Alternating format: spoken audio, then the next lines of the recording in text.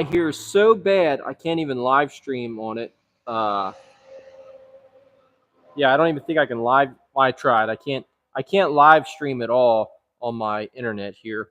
So I'm just going to use the AT&T plan or whatever it is. But yeah, no, it's time to get this thing washed up. I think I'm going to start with the top and then work my way down.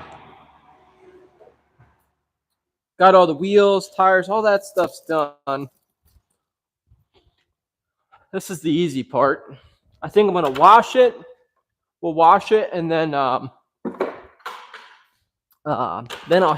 it's still wet, I'll hit it with the iron remover. I think I have enough here. I think I have enough. I know I need to order some more. We'll iron buster it all, and then we'll wash it. We'll see what happens with the iron buster. See if we find any iron to particles when we use that product. Just going to give this thing a light pre-rinse real quick. And then, yeah, we'll get to washing.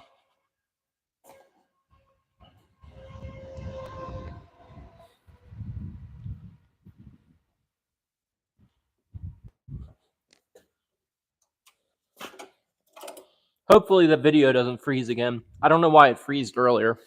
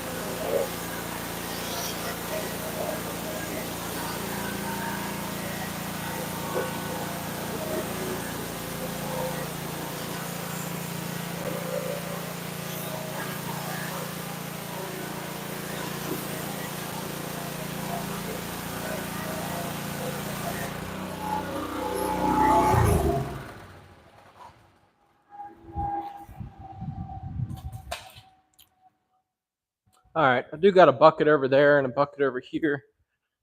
Probably try to use 2 buckets. This thing's not too dirty, really.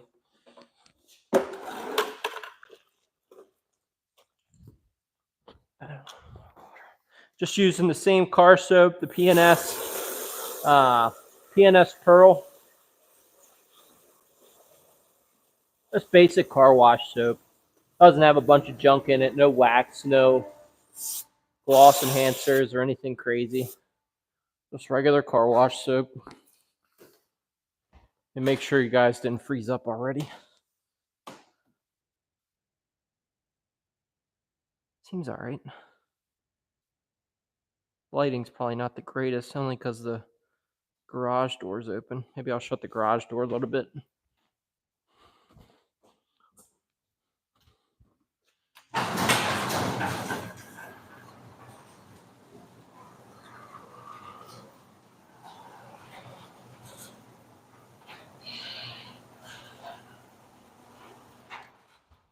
Sometimes that makes a nice difference for inside video if I shut that garage door. All right, let's get to washing this thing.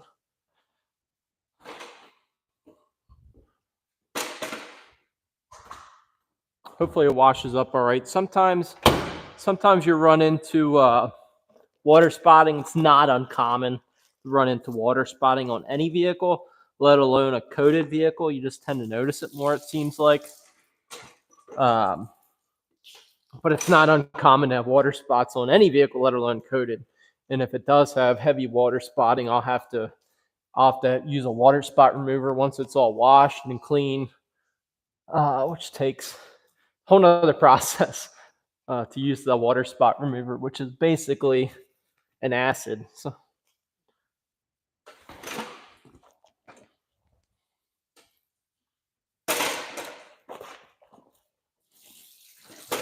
these 4-step ladders are nice, especially for these trucks. Roof's pretty dirty.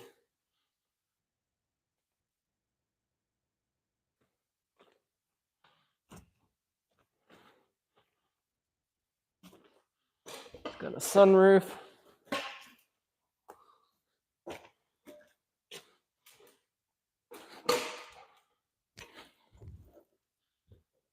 I have soap in both of these buckets. If you want to get real particular, you could use like the 2-bucket wash method and get real picky. But this thing, it's not really that dirty, and it's not like it's black and it's completely perfect.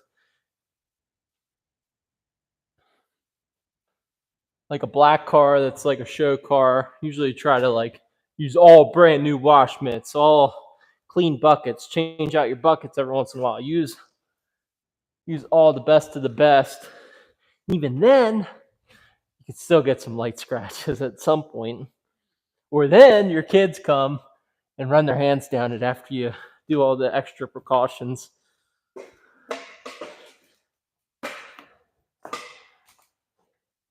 One thing I've learned over the years, I used to have nicer vehicles. Like, used to get a new vehicle, or not brand new, but used to always buy and sell used vehicles, Camaros, Mustangs, this and that. And even the last truck I had, I get so particular with it.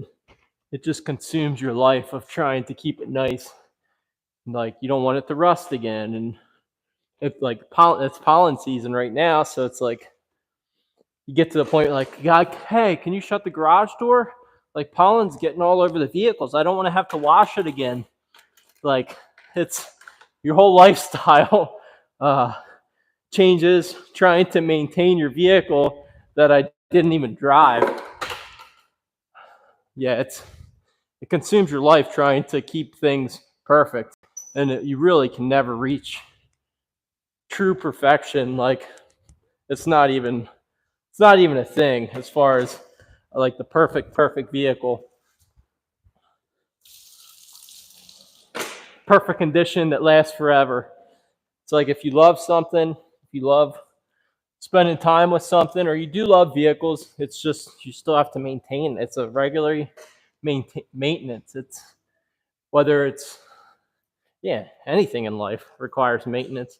Nothing is once and done. No perfect coating, no perfect There's no perfect anything.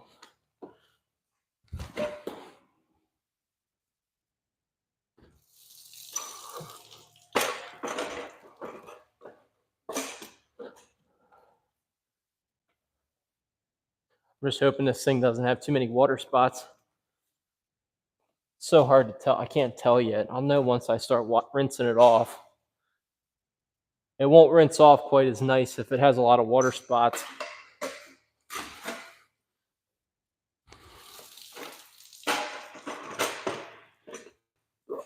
Probably wondering why I don't foam cannon it. Usually it just dries on there. It's just I can't take the full effect of the foam cannon unless there's a couple of us washing it. We're moving faster. Then I also miss spots. Like I can't see everything with the foam, so I'm missing spots or I'm not hitting certain spots the best. So the foam cannon's cool. Actually, if I was going to use a foam cannon, I would say it'd be like for a pre-rinse, like pre-rinse foam it up, power wash it off, and then hand wash it. Not so much to physically touch it right after the foam cannon or while the foam's still on there.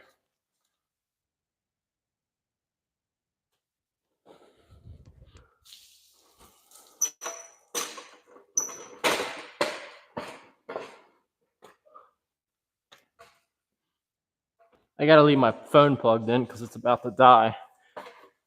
I'll move you guys a little bit later. Whoa.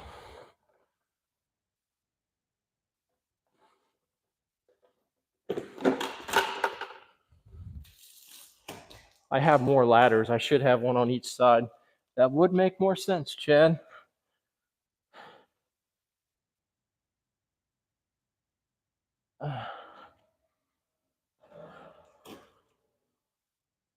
I might be able to get in here with this bug shield.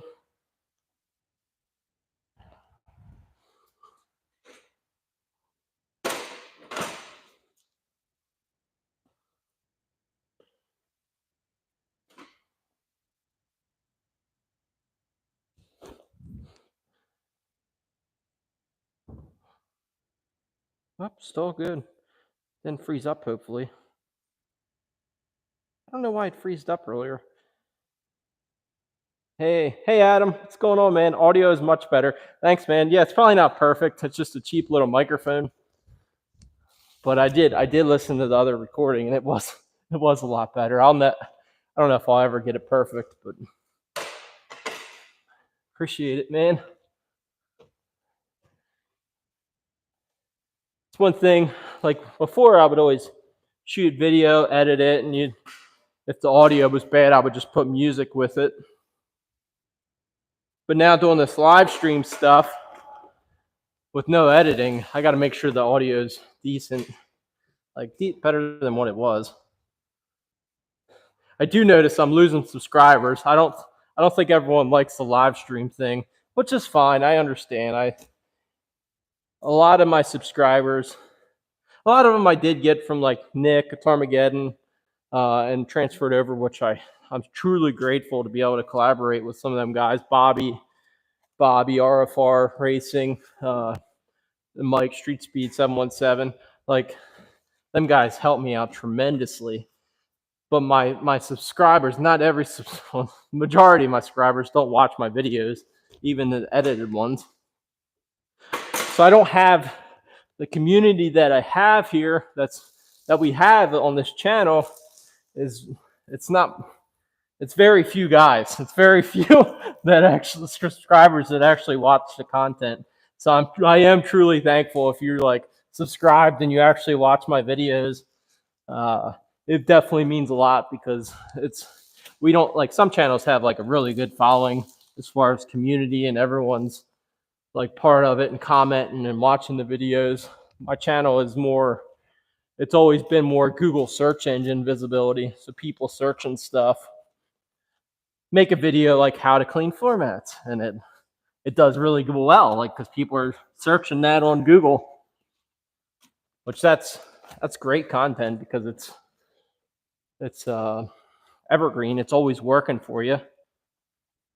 Whether you're sleeping or not, people are still searching that stuff. So that content is good, but it doesn't necessarily always build the best community or a community. They're just there, get what they want, and then bounce, which I do. I do the same thing. I don't subscribe to everything I watch. All right, I should have rinsed this off already. I got to stop chatting. I should have rinsed this side. I should have rinsed the roof off already. Oh. Please bead, please bead.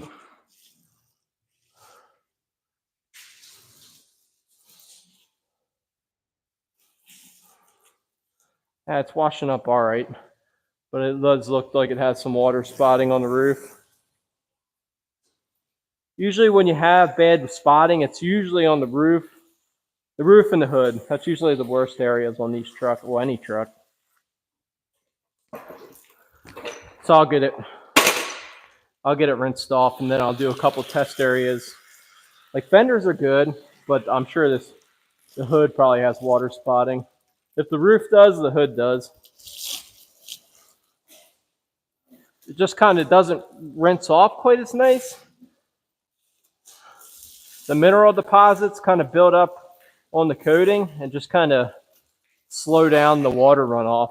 Just kind of sticks. Everything just sticks to the old water spots. It's one of the main reason to bring it back for every year maintenance is to get off the water spots and refresh anything that needs refreshed.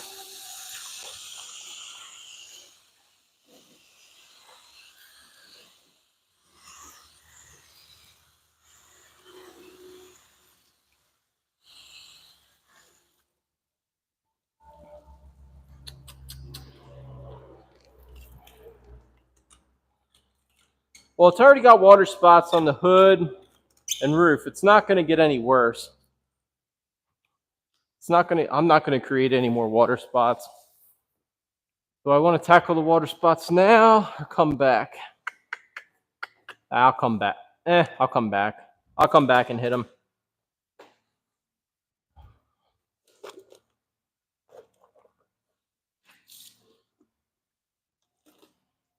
I think I hear a tractor outside.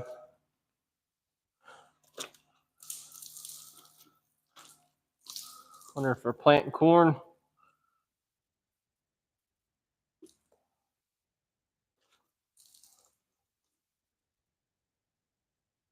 Yeah, none of these ceramic coatings. I've been doing coatings for 9 years. Ceramic coatings for 9 years, and none of them are bulletproof. I've done ones that were like lifetime warranty. I mean, I could put a lifetime warranty on anything. As long as I continue to live, if I'm alive and the business is alive. And I guess 2, if they come back for maintenance every year.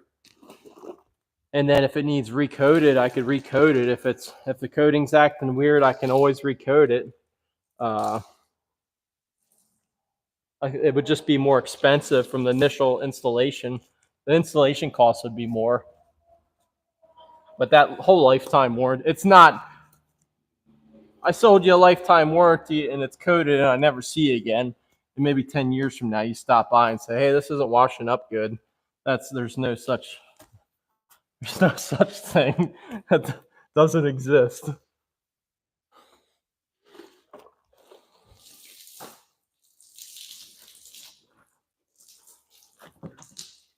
My most common package is a 3 or 5 year warranty. And I try not to even say warranty anymore because I'm not selling so much the warranty. The customer needs to maintain it. And if they can't maintain it, they need to bring it back or get it detailed every once in a while. And they have to come back every year to me for maintenance because a lot of the ones that get coated are like neglected vehicles. We don't do that many coatings on like show vehicles. The show vehicles don't get driven that much. They don't need like an aggressive coating. It's the daily drivers like work. This is a work truck. These work trucks need protected.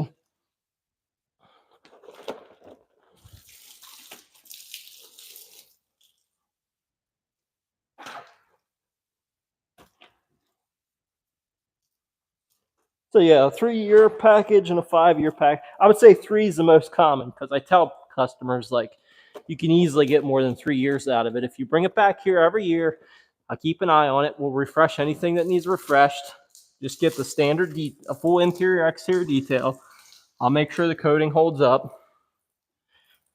And yeah, sometimes, I mean, over the past 10 years, I've definitely recoated vehicles for free. It's just part of the game. It's not washing up. Usually the customer never notices this, but I notice, and I'm not going to send it off if it's not washing up right, whether the customer notices or not. That's one thing. If I ever decide to go work for someone else or do something else, like I think I'll always detail at least part-time, especially to maintain like coated vehicles. Customers that supported me and allowed me to do their work. When I'm selling something and telling people it's going to average 3, 4, 5 years, if all possible, I want to be there for them. I don't, if they have a problem with their coating or they're not happy with how it's washing up or just for regular maintenance, like I want to be there for them as much as I can. That's super important. Let's rinse this side off. See how spotted up the side is. Fender's washed up good. Fenders, it ran off really well. I know you guys can't see. The water's sticking to the hood pretty good. It's not really sticking to the fender. The glass is fine. The glass has some light water spotting, but nothing that's like bothering me. Mirrors washing up good.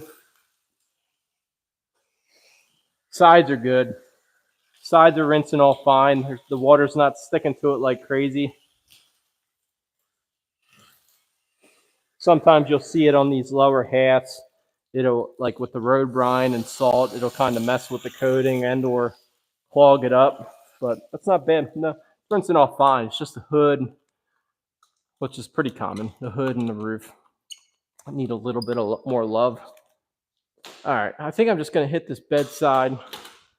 We'll hit this bedside and then we'll go to do the other side. Oh, we got 4 people. Audio must help, guys.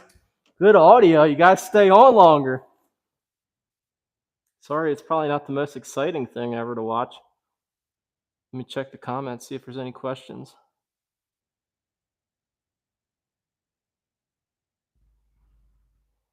Can you send me some iron and APC?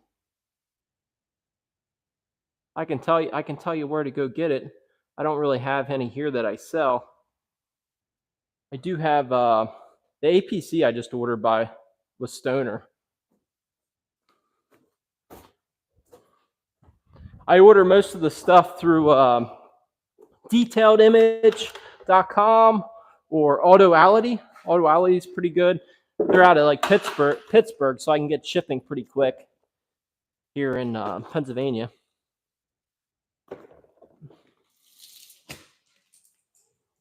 But you can get it probably even on Amazon for the same price I would sell it to you for. You can get it right from Amazon or Detailed Image or online. P&S products are pretty good. Like I haven't had any complaints as far as the price point was always good. Yeah, the price has always been good. And it's all the products relatively. If there was one company where most of the products work decent, one of them would be P&S. No company has like the best of everything. But P&S, it's pretty. If I had to choose like a company that had all decent products, and if I could have to stick with like one brand and I couldn't switch brands, I would say number 1 would probably be P&S. And price point is a thing. Quality. It's got to work because I'm not messing with like water that doesn't work. because I have used like cheap stuff at the dealership, and it just didn't work. And you got to do things over. That or Detail King. Details King is good. It's just a little bit more expensive. But yeah, Detail King out of Pittsburgh, they're really good. I tried to become like a wholesaler for Detail King, but someone already has a license in my area. Just gonna hit this little edge here. I forgot to hit these when I washed the wheels. They're not really that dirty. Not too bad. I hit the mud flaps. I'll get a new towel.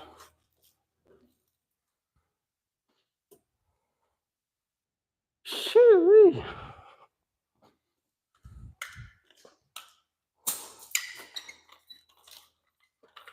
I take this hose nozzle off only because I get less water droplets, less chance of water spotting. It's just kind of a habit. I have quick disconnects, but they always break and fail over time. Just like if you wanted to waste water and go really slow, you could probably, like you see them videos, you could probably dry the whole side of this bed with water if you let it stream off. Less water droplets, less chance of getting water spots.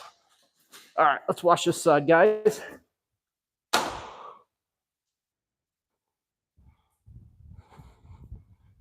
Where have you been? Hey, Will. I've been managing the family. No, well, we had another kid.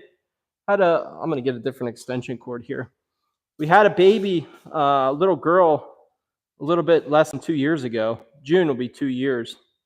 So we had a little baby girl. And then last year, I would say 2022, like it's kind of, we were busy. Like I've always been busy, but my business, like I went through kind of like a midlife crisis or something. I don't know what it was.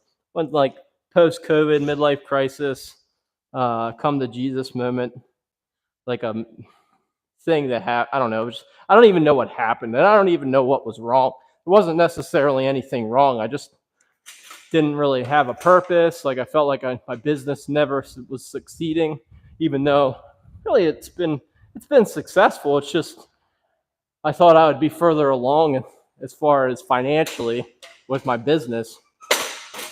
And I was always chasing money. I have even other businesses that I don't even do anything with.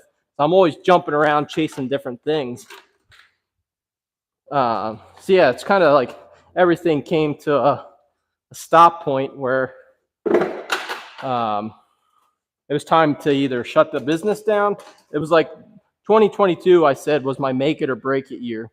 Now, I thought when I said that, the end of 2021, going into 2022, I thought, all right, I told Todd, my one employee that was here, like, this is the year, make it or break it.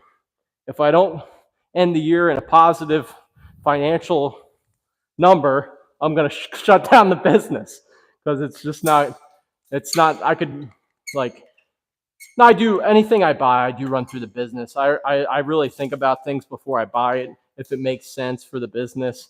And I don't carry business debt. But it never was like, I was never rich. I was never like I was never paying myself like 50 grand a year. It's like anything that always goes into the business. If I were to buy a vehicle, like it would be for business purposes, but I never bought a new vehicle or anything like that. But I don't know, you just kind of feel over time you do this for full time. I've been doing it full time here for, I would say, 9 years, part time for a long time, but full time for 10 years. And you just think you're going to get further along. Like it's kind of having your own business is a very slow process. And then trying to find help is a whole nother thing. So last year was like, what am I going to do with my life? Like, what is the purpose? Like, I'm not getting any younger. And through different things, and I don't know, if someone was interested, I could share like a kind of a testimony video sometime.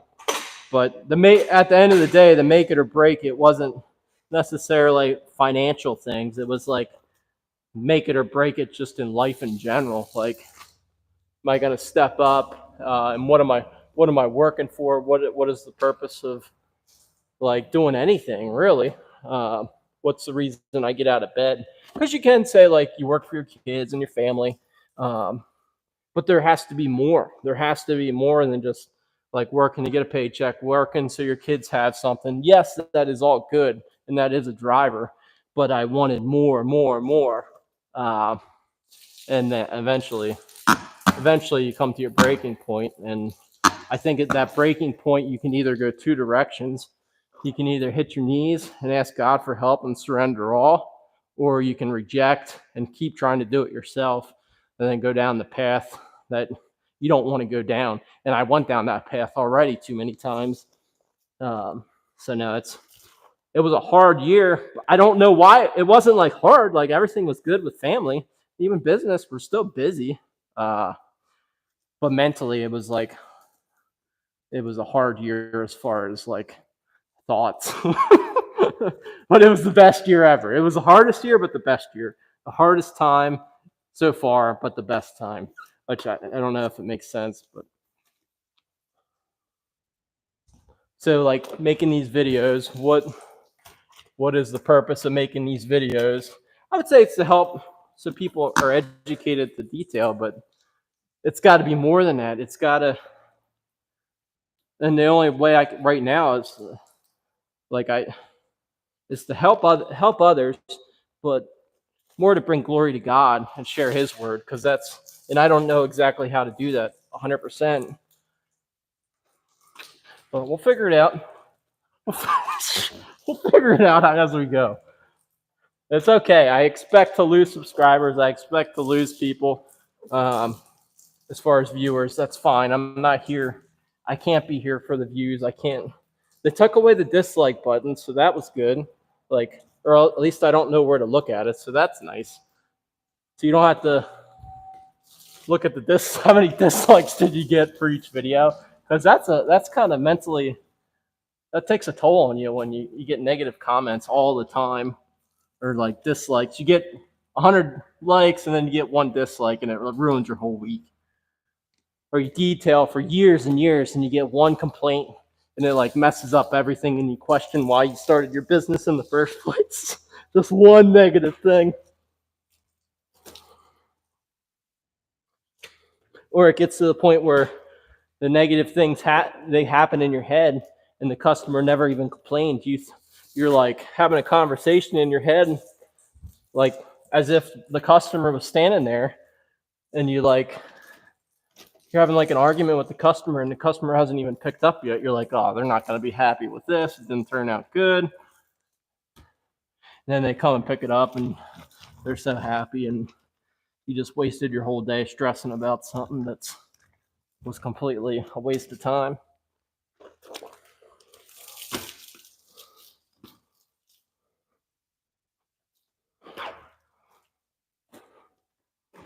See, I did go through, I don't know, I'd say almost a year of like cage stage, like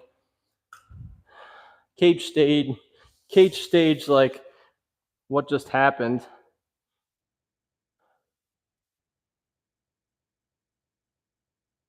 I feel like the cage stage of like the breaking point where like you ask God for help and He helps you. Like as far as like addictions, like I used to chew tobacco a lot. I stopped chewing tobacco. Have like that's getting a little deep now. Like it's getting a little deep, but I'm completely honest with everyone, even our men's group that we meet with. We were having like a men's group here at the shop, but like asking God for help with business stuff, like as far as what direction to take, is game changer. Like addictions, like as far as, I mean, straight up, I'll tell you, like I watched pornography since the internet came out when I was in like elementary school. I remember getting caught caught and the computer taken away. It was like a huge like computer, and you had to sign on to AOL. And like I remember getting caught. I've had that addiction for, I would say, how old am I now? 37? I'd say 36, 35, 36 years. Well, since the last year. An addiction to pornography, and it's become so normal in our world, but it like truly does mess you up. As far, you wouldn't think so, but it does. Like it affects everything. And I asked God for help with that, and that was like instant. Like He removed that from my life instantly. Now I could fall short. I haven't in over a year. I haven't given into that. Not saying that I'm not tempted. I'm tempted relatively often, but I don't give into it. I don't look. I don't go search for it. But yeah, you scroll Instagram or Facebook. You know when it's time to get off. You're like, all right, I got to get off here. I'm starting to get tempted. But the cage stage part was seeing how God took that out of my life and how everything changed at that moment, and wanting it for everyone else. Just wanting everyone else to be delivered from whatever they're struggling with, which I'm still trying to figure that out. But I know it's not, as far as helping people, I know that's not me. I personally can't really help. I can share my testimony, but that's God. You have to ask God to help you with that, and then get into His Word, get into your Bible, and just start reading. And I always thought, I remember telling Todd when he worked here, like, I don't need this Bible. Like, I'm a Christian. I know what Jesus did for me. I know who He is. And I could have been a Christian. I'm not sure if I was or not, but I wasn't into the Word. I wasn't into His Bible. And for so long, I think I needed the truth. I just ignored the truth. And the truth is His Word, that Bible. So the only reason that I don't look at porn now, what keeps me in check, is opening up His Word every day, and digging in deeper and deeper, and turning that into the passion. And I'm truly grateful for that. I'm sure if you listen to testimony, I mean, there's many times where I should have been locked up and put in jail, for whatever reason, even as a teenager. I just never got caught. But like, you watch testimonies of the people that go to prison and they're locked up forever. It's like the same story. It's like when you have nowhere else to turn except for God. It's a hard point, but there's nothing sweeter. There's nothing better than it.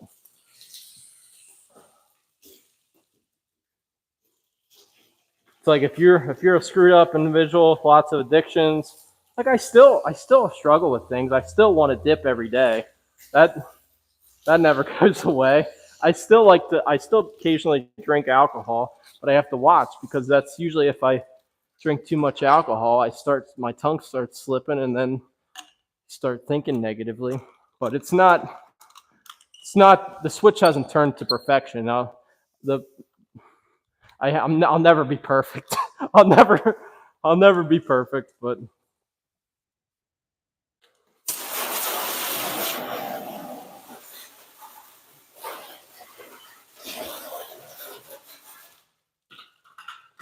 if you're screwed up like me, you've lived a screwed up life like I did, well, guess what? You're a candidate to do work for Christ. Start reading the Bible and look at the characters or the actual people that lived in this and walked this earth, and how a lot of them are messed up, and they messed up. Like, a lot of them messed up and didn't live the proper life, and how God used them. So it's like, if you're messed up like me, guess what? You're a candidate to serve Christ. It's so good, guys.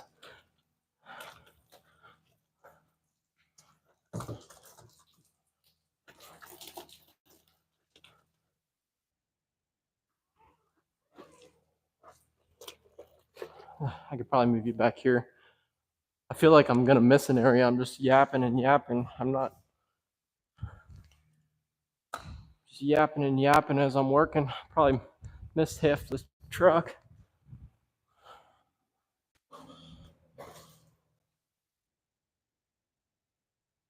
Maybe I should have covered up the customer's tailgate. Didn't think about it. Is that a thing? Yeah. Oh, yeah. Will. No. Todd moved to South Carolina back in June.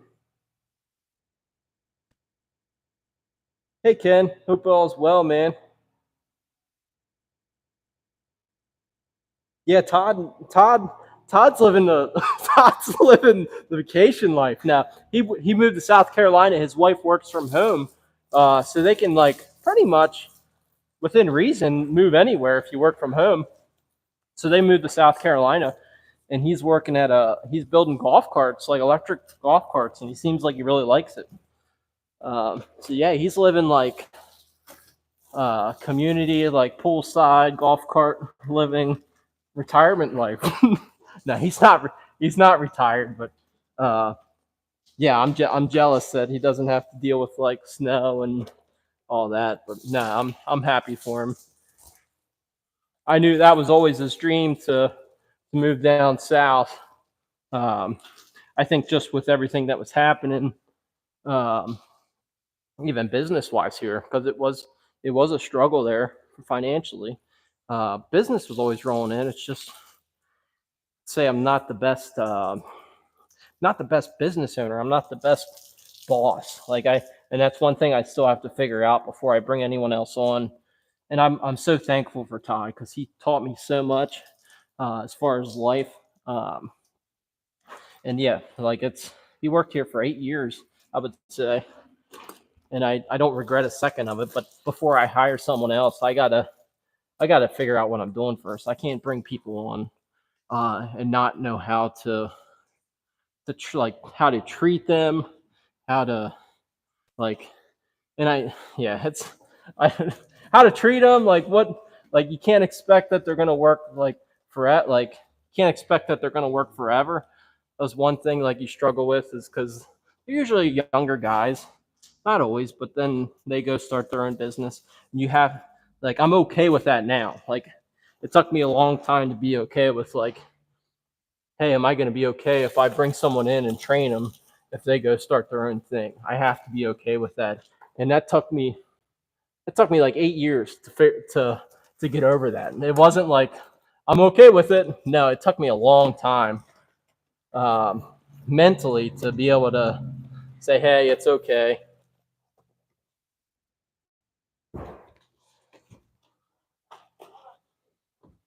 Hello. Hey, I'm over here. How you doing? Good, good. I just want to let you know I'm live streaming, but you're good. What's happening? Whenever you get a chance to go live stream, you take a look at the car for us. Yeah, that sounds good. I'll be right out. What's that? You sure? Okay.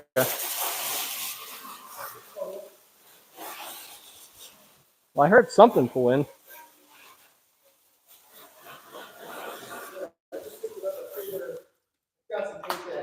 Check it out. All right. Check it out. What's your name? Sean. Sean. Okay. My hands are all wet. Nice to meet you. Nice to meet you.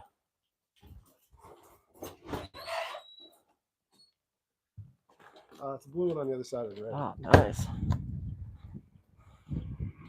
Oh, yeah. You just got it? Yeah. What year is it? 13. 13. What Maserati version is this? Gran Turismo. Gran Turismo. Gran Turismo Sport. Dang, cool. What did you have before? Jaguar XKR. Okay. So which got into this? Wow. Are they pretty similar? Similar, yeah. Both GPs. Let me put this back here. My wife's only caveats with cars right now are needs to be a 4 seats so we can get kids in it. Like, all right. Cool. So, it's got good paint, but if you look, metallic isn't kind of all the way through. There's a bunch of little swirl marks on them. It's dirty at the minute, but you kind of see just little, all around here. Yeah. Someone just wasn't washing it right for a while. No, even still, like even brand new, like I see that. Like, yeah, you're gonna see that, right? And they might have had like a car cover on it. Yeah. And even like some of this might be from the car cover. Yep. Like edges and stuff. Yep. But no, you should. A lot of this fine stuff, no big. That's no big Yeah, you're deal. gonna have Yeah, some. And again, that'll all come out, and then it's just a matter of like not putting it back in. Like it's right, exactly. I don't know. I don't know how this paint is. I don't get too many of these in, so I don't know if it's hard or soft or how it is. But usually, yeah, all these light, we call them love marks, not necessarily scratch. It's just from washing and drying. I mean, there are some scratches, right? Like you can see right here. There's a few. Oh yeah, yep. There's a good one on the bumper back here. This guy that might need some touch-up paint. I'm not sure. Oh yeah. And there's some little things, right? No, that's good. It's a 10-year-old car. No, yeah, that's good. I mean, I could live like that's the way you want to buy them because like if you have kids, like if they touch it, they might like it's already got a couple little scratches, like no big deal. And as best I can tell, I think this has been repainted. You can see a little bit of orange peel on it, but it's accident-free. So I don't know if it just had a deep scratch or it came out of the factory that way, but that scratch on trailer, I'm not sure. But yeah, you can kind of see that compared to the door. Yeah. Ah, cool. So your main concern is the outside. Yeah, like getting out the paint. Inside, I can kind of keep. Yeah, inside looks nice. Yeah, my only question too, you might have some idea of the inside. So this leather, I don't know if it's leather, but you can see it's got like these swirly, scratchy. Oh yeah. It's a little tacky. I don't know if they must have put like a coating on it because I can't get it even off the steering wheel, which is carbon fiber. There's a tack on that, so they sprayed something on there. I've been working it off. Wow. It's thick. I wonder what they did. It's almost like a coating, but it's like some kind of high gloss coating. I mean, when I first got it, it was super tacky. I've been working it. I guess over time it'll start because the dust probably just sticks to it. Exactly. So when I first got it, it was that's so weird. Yeah, super. You can feel it right here. So I wonder it's not on your glass. Like you think it'd be like an aerosol maybe. Yeah, well, definitely because you feel this, which should be smooth. You can feel the little tackiness, like not tackiness, but something they sprayed on that. Yeah. It's stuck to that. So keep working that. Wow. Yeah, and they might even put the same stuff right here. Maybe not on the mirrors. The black trim. Yeah, something to try to shine something up. So. Cool. No, yeah, I could work up and email you a couple estimates. That way you kind of see what you want to do. My goal is to get it looking as good as I can. Get the paint because if you look, you can tell metallic paint there, but I think there's more shine under what you're seeing, right? Yeah. Oh no, it'll buff out nice. Yeah. Like it'll clean up nice. And I'll even put in the estimate a couple of different options for like icing on the cake as far as protection. Sure. But the big thing on this is giving it a light compound. And whatever you put on top as far as protection is kind of icing on the cake. But no, it's not. And I know I don't have this color. So if you end up deciding that you want to move forward, get some. You could probably order some paint. Yeah. But no, let's go in. I'll get all your info.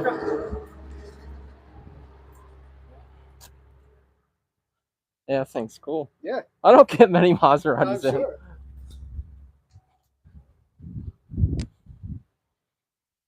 No, I just started live streaming. I did have a channel. I just haven't uploaded for a couple years. Okay. I'll just get all your info. I'll have you write it down. Maybe you just write your name and your email and stuff on there. You live around here then? I do. I live in Oxford. Okay.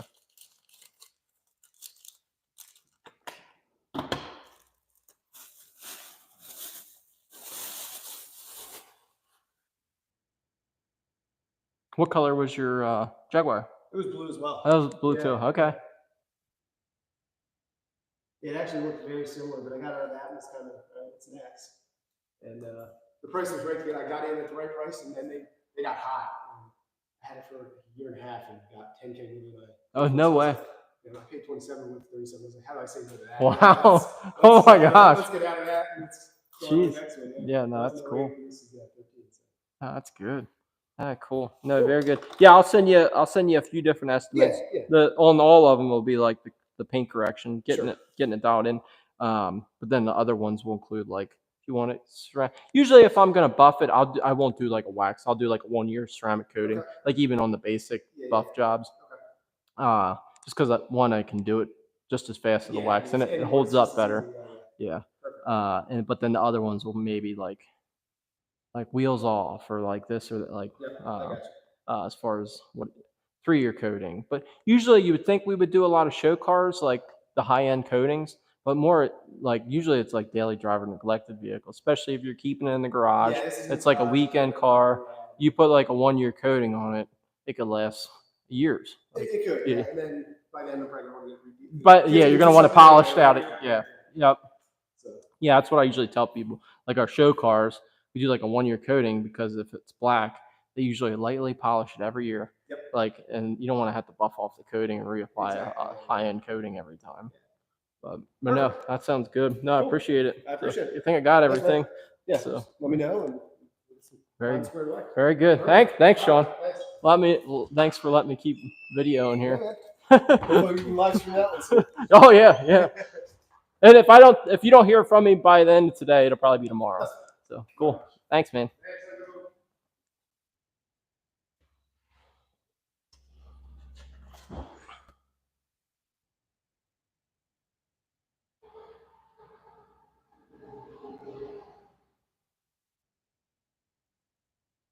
It's a pretty sweet car.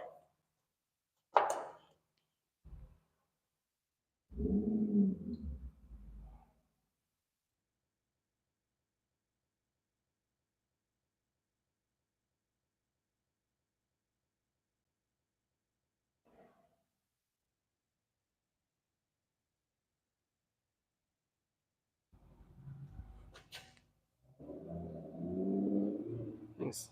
Sounds pretty good too. All right, where did I stop and start? I think I just got to do the bed cover. I think sounds real good. Do this bed cover.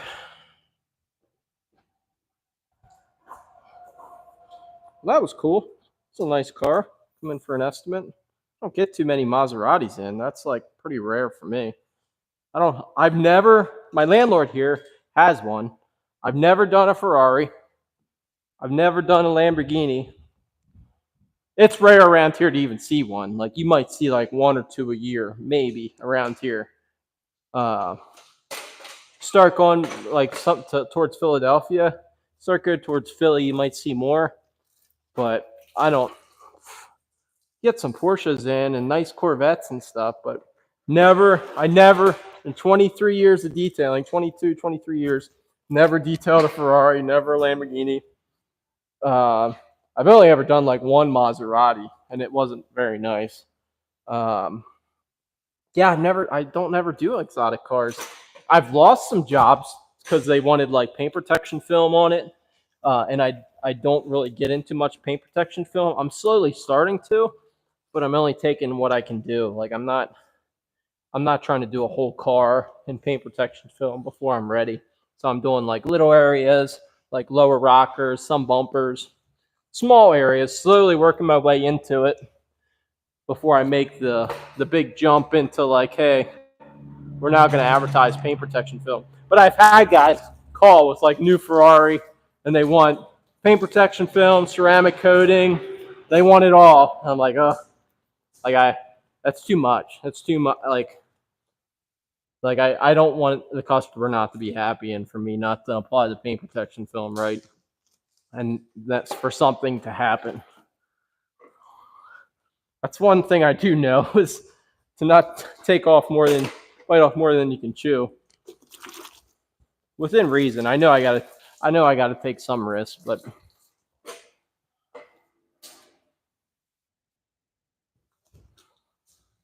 yeah, never. That thing was pretty cool. Pretty nice.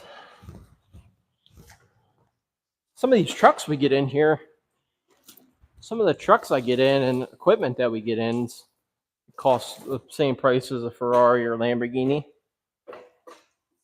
But you would never know, like you wouldn't know.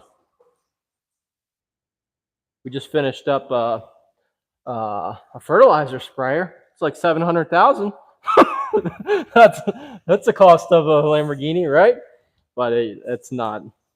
It's not the same. But it kind of is. Like, so if you buy like a $700,000 on a piece of equipment, then people are more than willing usually to apply a protective coating and put some stuff on it so it lasts longer. And like usually it's like the cost of protecting it's less than like 1% of the cost of the equipment. It's like, this cost you 700,000. Let's coat it. Let's do like an industrial coating, set aside a whole week and just work on it and protect it. And I don't know, 5, 6, 7, 8, 9, 10 grand. I mean, you do have time and material costs into that. It's not like you're doing it for free. But what's 10 grand on 700,000? It's like pennies. And they just work it into the financing, use the equipment for 3 to 5 years, trade it in, and then do it all over again. So I have been blessed, and I do enjoy coding new equipment, brand new equipment, and I've been blessed with them kind of jobs. I don't know if I'd want to do them every day, but heavy equipment, it could be fun.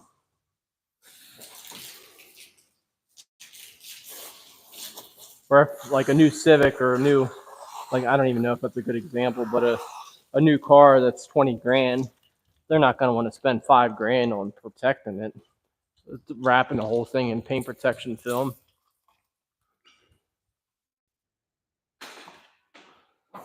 All right, I need to try to get some of these water spots out of the hood. I'll do kind of before and after. I don't think this quality of the camera is good enough to show you the spots. Yeah, I don't think the quality here is good enough in this white paint to show you the spots. But we'll see how it washes up before and then washes up after I hit it with water spot remover. And we should be able to tell a difference as far as how this water's beating up. You kind of see how it's kind of dead a little bit. Like the water spots are kind of like splotchy, like not real uniform, not round. So let's hit it with the water spot remover and then rinse it off and kind of see how it's washing up. Just give me a second because I got to put on gloves.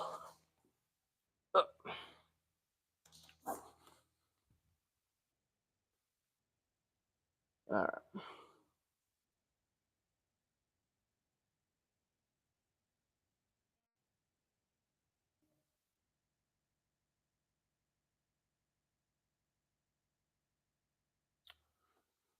This stuff's acid based.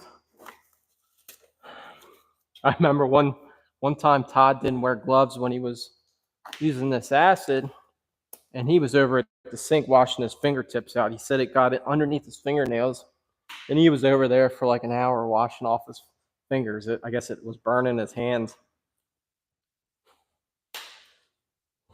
So we don't want that.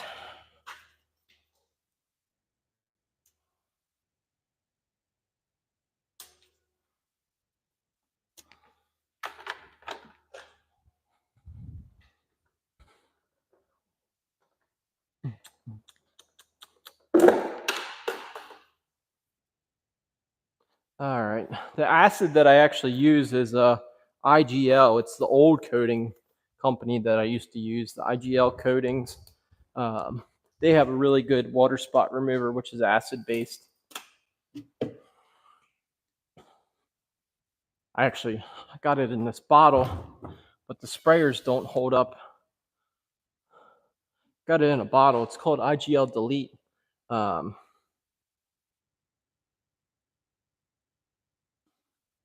But the sprayer nozzles don't hold up into it. It eats the sprayer.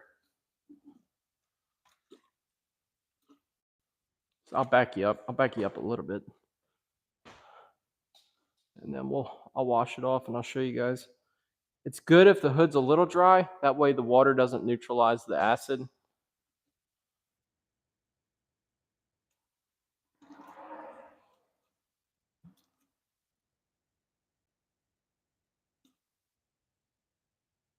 You usually don't, unless you have to, you don't really want to spray acid all over the place. So just agitate it in.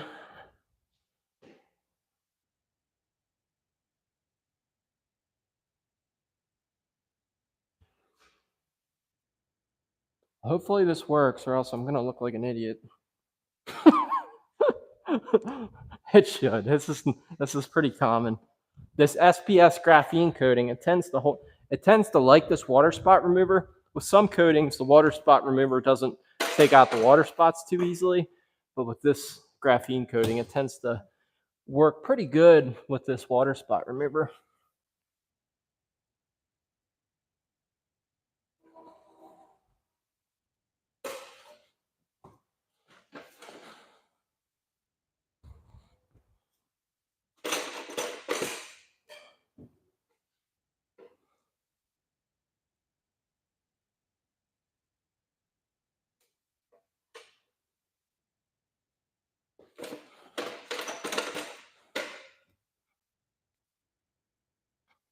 All right, looks pretty good. I think I'm gonna hit it with some soapy water, rinse it off, and then we'll see if it's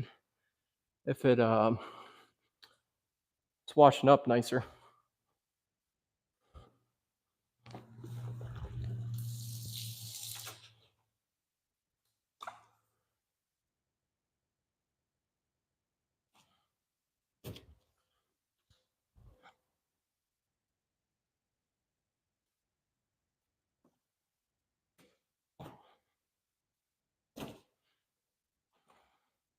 And I'll have to do the roof too.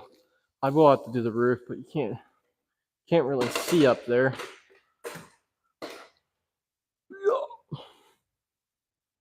All right, I'll bring you guys in. We'll rinse this off and see if it's gonna beat up better.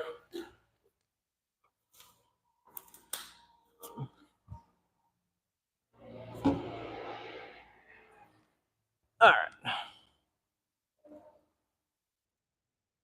Let's see if it washes up a little nicer this go round.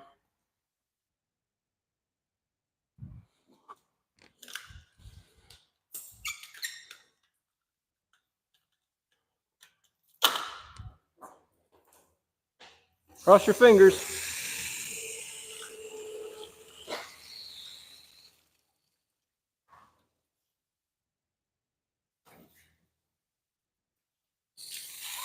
What you want is like a basically dry panel.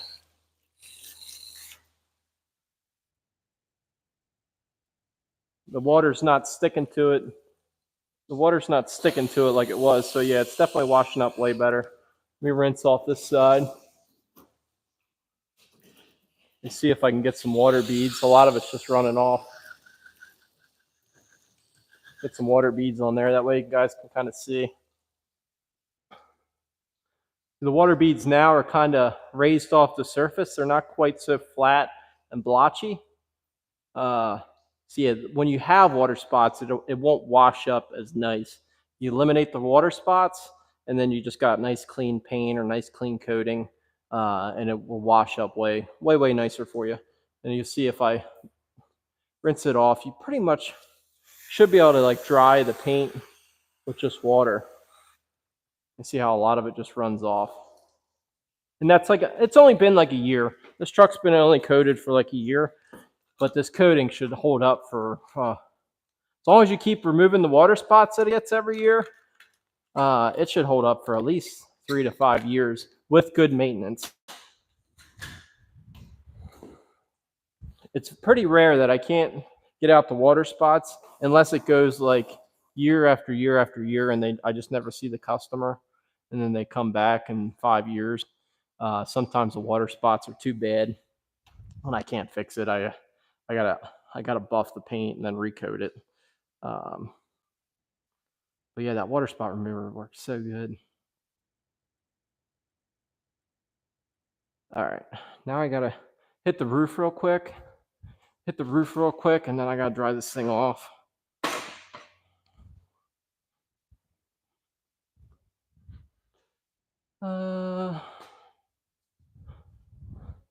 Maybe I should rinse off this side quick.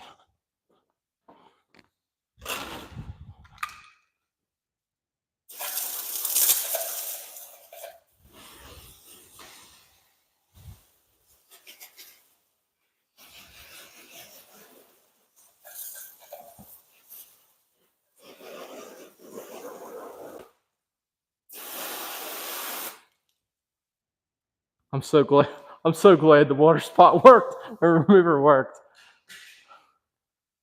All right.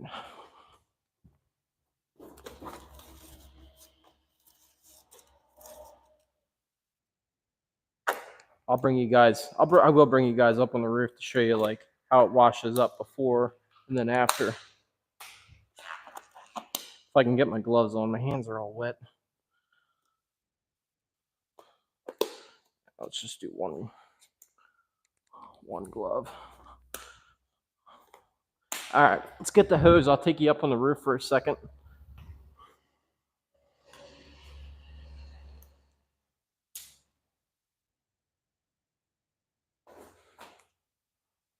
All right. See if I can do this without falling. All right. See how you kind of see how the roof's kind of dead here. I'll spray it once.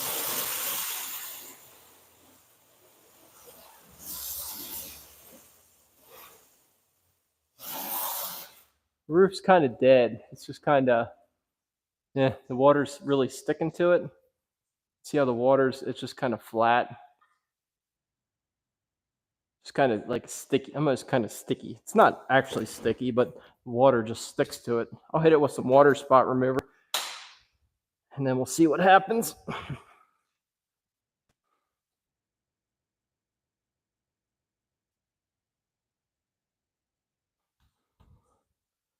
Trying to keep my phone charged.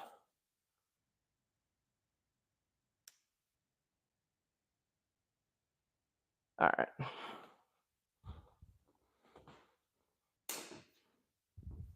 Yeah, hopefully this internet doesn't cut out. I'm trying to, my Wi-Fi is not good enough to run live stream.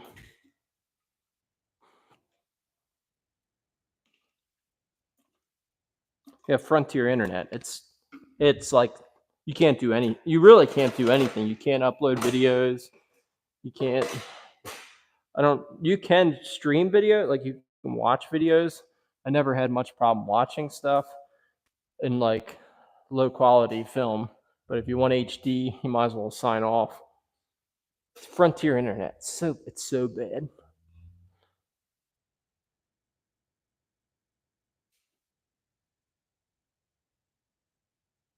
I'll probably do half this roof because I don't know if I'll get to the whole thing before it dries.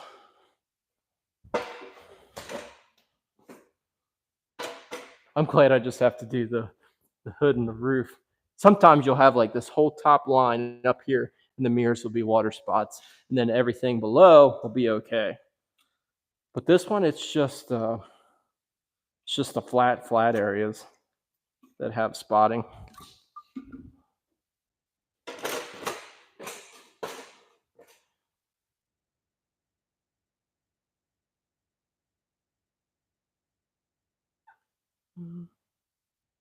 This is pretty wet up here. Hopefully it doesn't neutralize it too much or dilute it too much. This acid's not the strongest, but it's strong enough.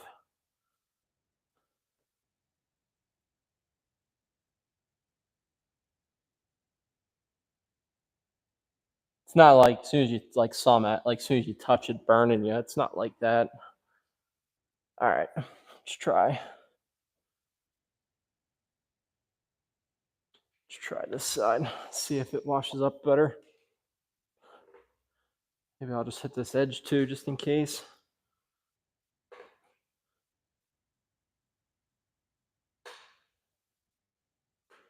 All right, should be good, I think.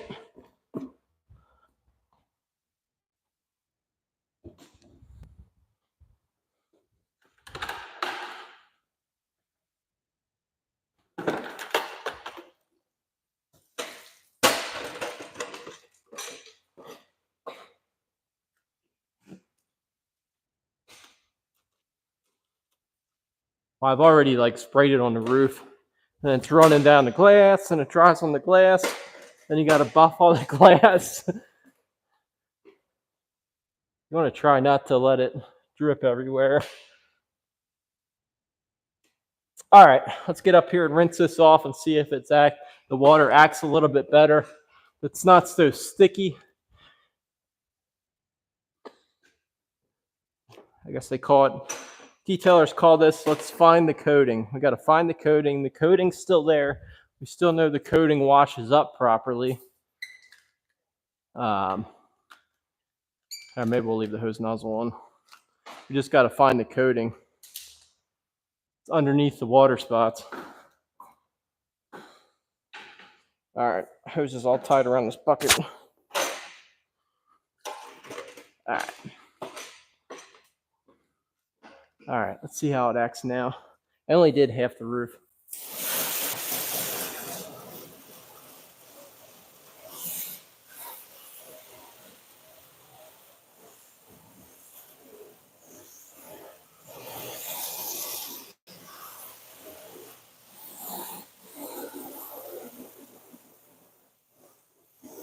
You should be able to see a line like where I did and didn't do.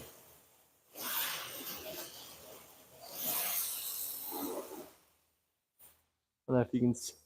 Yeah, it's kind of hard to see a line. It's definitely not sticking like it was. Here, let me take off the nozzle once.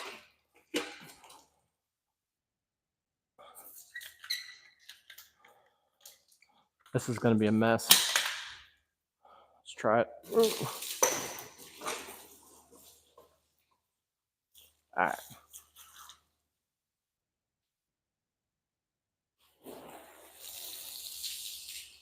And we're not on a hill, but a lot of this should just run off. There it goes. It's starting to go. Starting to move off. If I was on a hill, it'd all run off the back. Much, much better. Like that side, it's still all sticking to. It's not going to run off that side.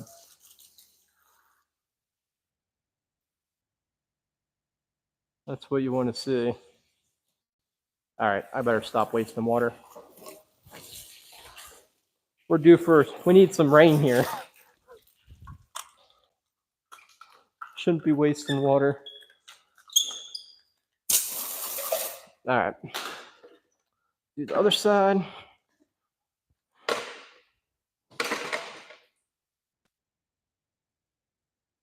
Well, I'm glad it's working for you guys.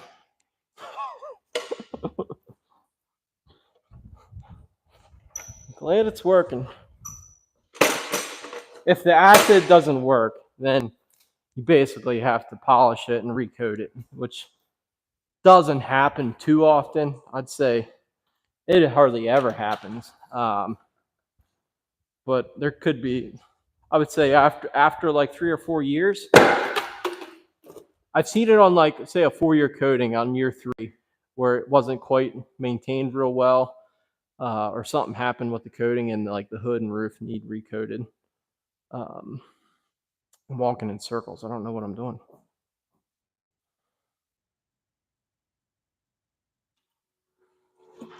But Johnny, this customer maintains his truck pretty well, I think. Even though I think it is a work truck, but he maintains it. All right, let's do this quick because I'm not wearing my glove. Try not to get it in my fingernails.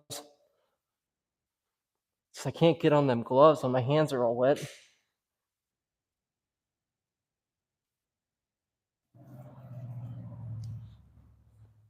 probably not a good excuse. It's like, try telling your doctor that when your hands fall off. You didn't have time to put on your gloves. Oh yeah, that whole side's like dry. Water just ran off. That's good. That's what you like to see. It's never nice to have to recoat stuff because I don't charge to recoat. Like, especially if I can tell the customer maintained it. Like, I don't charge anything extra. Even if the customer completely messed it up and wiped it with quick detailers and left the quick detailer on there to dry, and even if it needs fully redone and it's all the customer's fault, I still don't charge them. It doesn't happen very often. If it happened all the time, then I would question, or I would stop doing coatings. If something like that happened all the time where I had to recoat every vehicle every year, no, yeah, I wouldn't be doing coatings. And if I did, it would be like 1-year coatings only. With these coatings, the biggest thing is like under promising, over delivering type of thing. Can you still get scratches? Yes. Can you still get water spots? What you guys seen today? Yes. That's the worst part about coatings. It's water spotting. What are other things? Can you still get chips? Yes. Anything. These coatings are only as good as the paint. If you have soft paint and it chips easy, guess what? It's still going to chip easy. A ceramic coating isn't thick like a clear coat. Back in the day, people used to think we were clear coating their vehicles, which it's not like that. It's just kind of filling in the porosity of the clear coat. Other than that, it's not like you're not adding thickness to the clear coat or something on top where you can actually gauge. Like my gauge doesn't pick up the coating. It's not thick enough. It's so thin that you can't even measure it. At least I can't measure it. Paint protection film. Now that's a whole nother ball game. That is thick, and then you could get into more like this is scratch proof, this is chip proof within reason.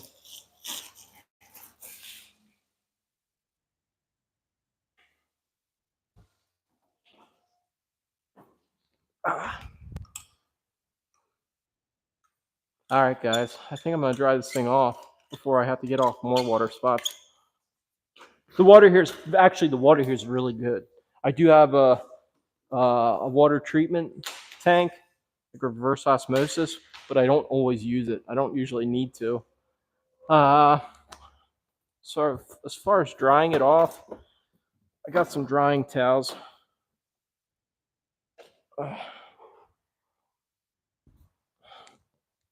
Got these drying towels. I'll just use these. I did just pick up a new towel. I just don't know if I want to use it yet. I'll show you guys a little bit later the new drying towel I just got.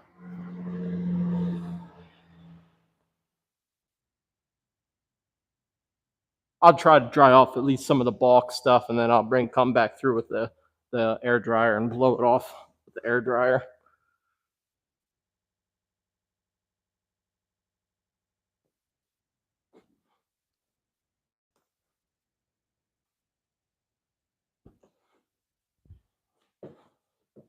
You want to get picky, you could put like a drying aid down on the paint here, and as you're wiping it, wipe it with that. But for most trucks, you're all right. Just let's get it dry.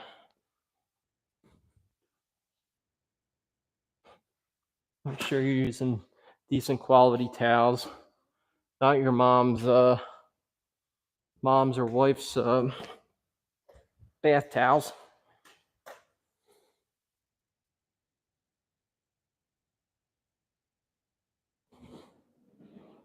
Some people ask if chamois are all right. I don't know. The only downside with chamois is like how often do they get cleaned? Like these towels, I clean them after every time I use them, and then I replace them like every month or so. Because after you use them so many times, they tend not to work quite as good, or they're not quite as nice when you use them every day.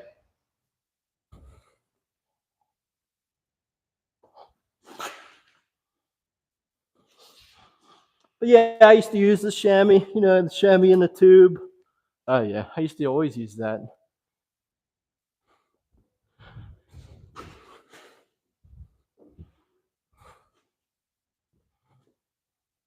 It's one thing I'm trying to get away from is like, there's only one way, and this is the only way.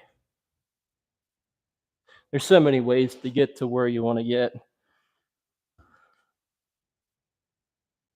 and each thing's different. Each vehicle's different. Each customer's different. One day you're tired, and the next day you're full of energy.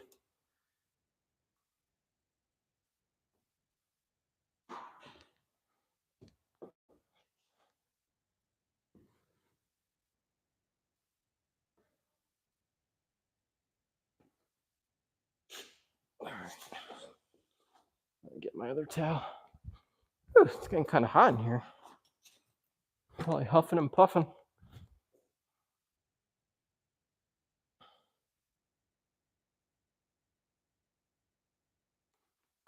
Better get this top dried off.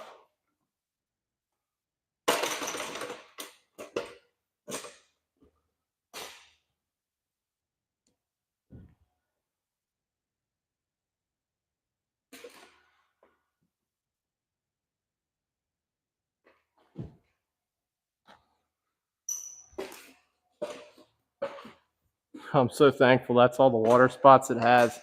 Because if the whole truck is full of water spots and it's not washing up right, it could it'll add at least an hour or two to the washing process. And I didn't hit this thing with iron remover. I was looking at it. I'm blabbering. I was looking at it as I was washing it, and it doesn't. It's pretty good. Like, it doesn't need iron remover on the paint. Looks pretty good. I might tell them to keep an eye on it, but it looks pretty decent. Usually when you see it, it's like the tailgate's just covered in iron deposits. But there's no point of going through the product. You probably use $10, $15 worth of iron remover, and then you go home smelling like iron remover or rotten eggs. There's no point of charging the customer and using the iron remover if it doesn't need it right now.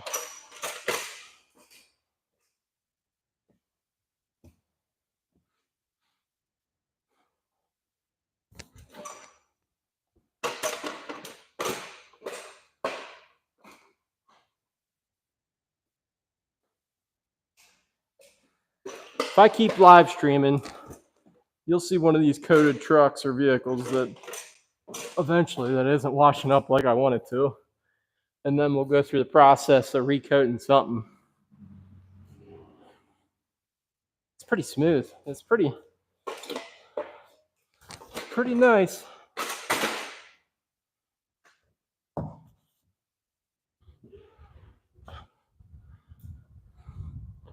All right. Just going to dry off this bed cover, and then we'll get out the blower and blow out some of the cracks, blow off the wheels. After that, usually I hit the door jambs.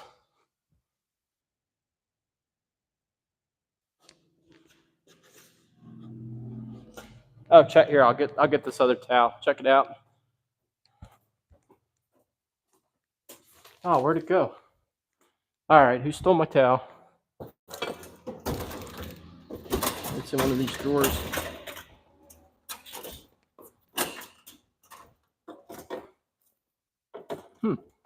Oh, here it is. It's the Autofiber Amphibian. Autofiber Amphibian, and I can't talk. I'm out of breath. So out of shape. It's the Autofiber Amphibian Extra Large Microfiber Drying Towel. 1100 GSM 75-25 blend. It's a twist and plush pile. But yeah, it's pretty. I haven't used it yet, but it seems pretty nice. It's got two different piles on each side. This side's a little softer than the other side, but it's nice. You can just throw it on the hood and then pull it off. Or if you're really picky, you can like throw it on the panel and then or dab it. Like never move the towel. Like the really picky customers, they just want to do something like this. They'll just either like throw it on the panel, let it dry, and then pull it off. Or some customers will go like, put it on, dab it, pick it up. Put it on, dab it. That way you're not moving the towel around. That's like, if you do it that way, that's pretty picky. But usually you just put it on and wipe it on. Like just wipe the water off. All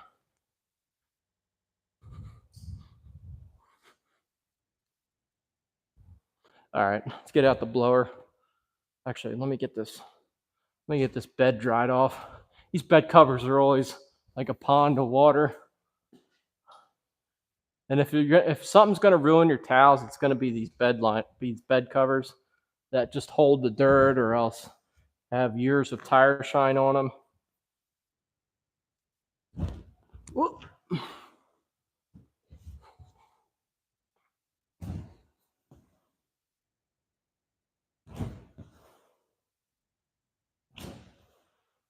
Yeah, these bed covers are what get your towels all messed up.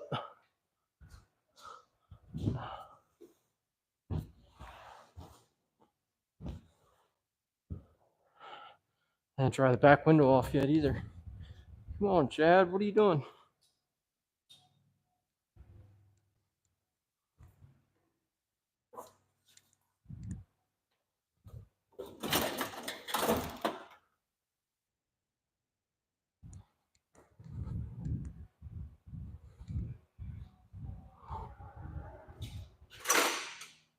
So yeah, definitely have to recoat. The plastics actually look pretty good too. I'll have to recoat the wheel faces. A lot of the glass I'll probably recoat, even though it's washing up pretty good. Usually coat like the rear bumper again. We'll see.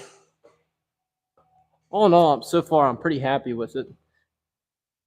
I expect some light water spotting. It's just part of the game. Like some guys will use the touchless automatic car wash only. The downside of that is if it's touchless, yeah, the downside of the automatic car wash is if it's touchless, you get water spots, but you don't get scratches. And usually I can fix water spots with a chemical, or scratches I have to buff it off. So then I'm stripping off the coating. So I would rather have water spots versus scratches. So I'd rather they go through the touchless automatic and get water spots versus washing it themselves and scratching it, or going through an automatic with brushes and scratching it. And it, like, I've seen both. I've seen both. I think I prefer water spots than a scratched up car. Both can be fixed usually. Just one, it's if you got a $1,500 ceramic coating on there and you got to redo it. Like you don't. I don't want to eat that, and usually that's what happens. Ugh.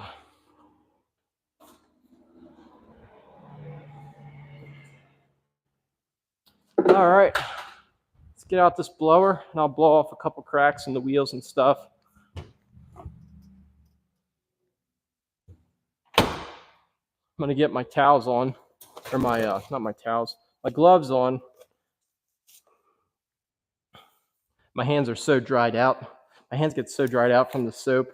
Well, I wasn't wearing gloves with the acid, so that probably doesn't help. But I don't like touching the towels. It's kind of weird, I know, but towels kind of they don't feel that good on dry hands. Call me a girl. I used to work in the office, and there was a time period where I didn't have calluses on my hands. I think I got used to that.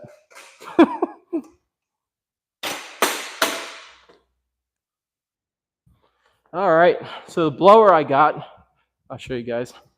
Got this blower. This is like if you're, don't just ignore the junk over here. I got junk everywhere.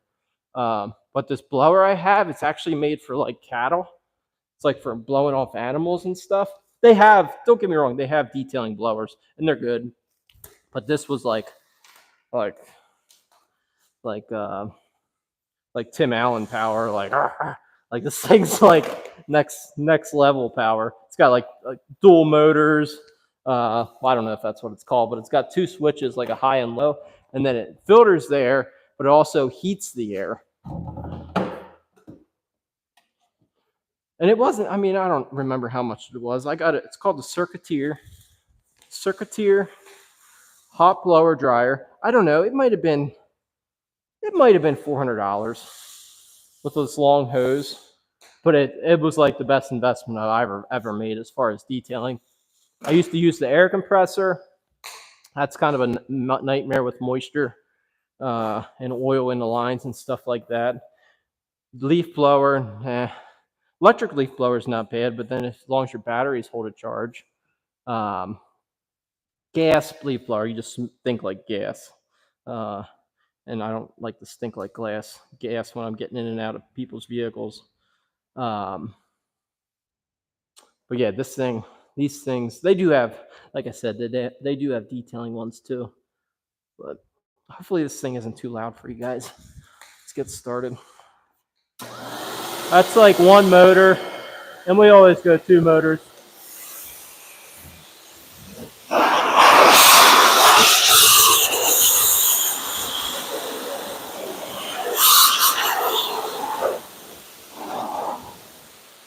If it's too noisy, you might want to mute it while I'm blowing the air.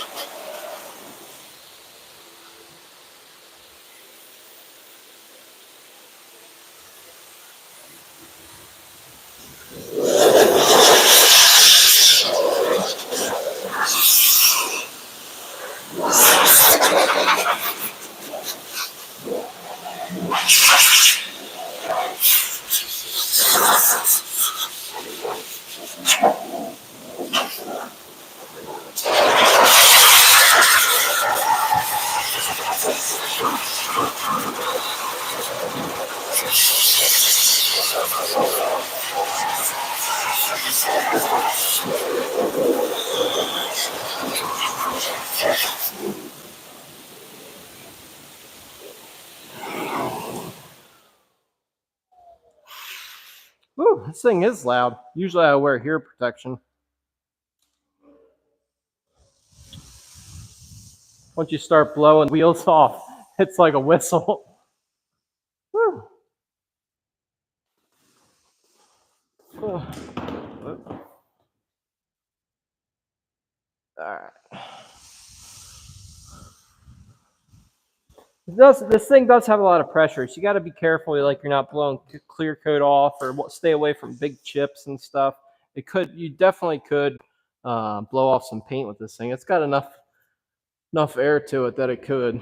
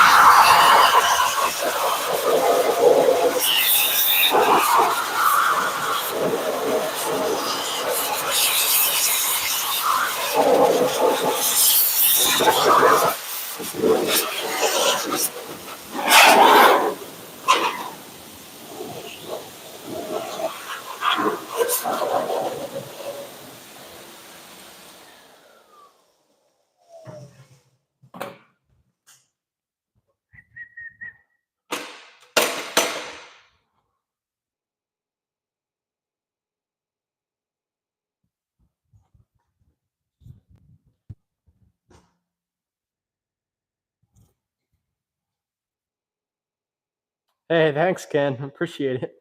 Thanks, man. Hey, Trap Cracker. Hey, man. How are you? Have you been detailing, man?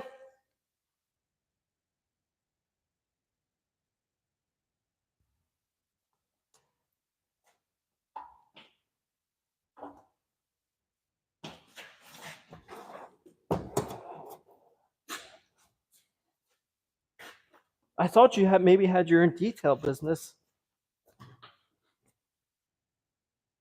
Trap Cracker. He won one of the giveaways from a long time ago. We did a giveaway. I can't remember if it was Nick's Guitar Mageddon or it was another one.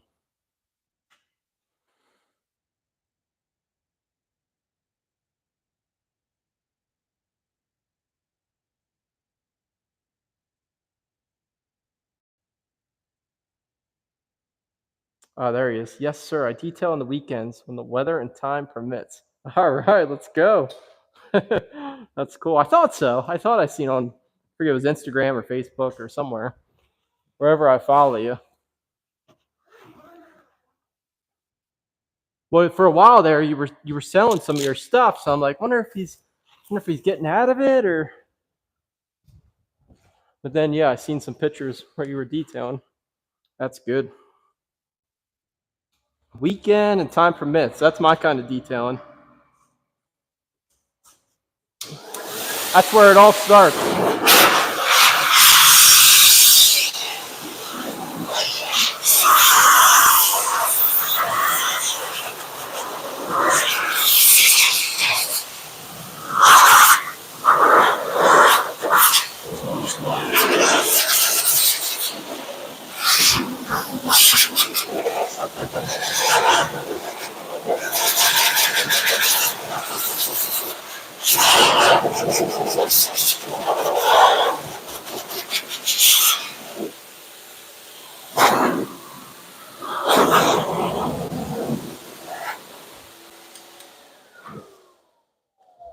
These cracks, a lot of these cracks are going to have time to dry. I'm not going to hit it with quick detailer until after I'm done the inside, probably be tomorrow sometime. So I'm not too worried about all the cracks. Just wanted to get some of the major ones. And the wheels, because the wheels like never seem to dry. It's good. Ugh. All right, I got to pick up some of my mess here. I got hoses everywhere. Like I said, this hose, this blue hose from Obsessed Garage. I'm gonna order another one for my house. I'm trying to clean up my house garage, but I want the good stuff, like the nice hose. For so long, I just keep buying junk, like junk hoses, junk reels. Then every couple of years, you have to throw it out. Like these Goodyear hoses from Obsessed Garage, the blue ones are nice. I've had this one for probably a couple years, and it still looks new. I use it every day. So like a nice hose reel. Not quite matte level. I have the mindset for that. I would like to. Ugh. I understand where he's coming from as far as nice quality stuff. And the older I get, the more I try to stay away from junk because I get tired of replacing it. Certain stuff, if I'm only going to use it once and done, then I'll go the Harbor Freight route. But my toolbox is from Harbor Freight. It's still pretty good.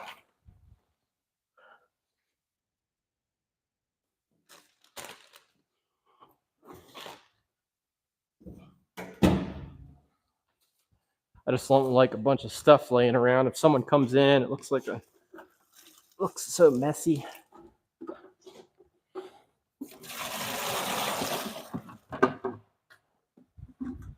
To wash these buckets out later.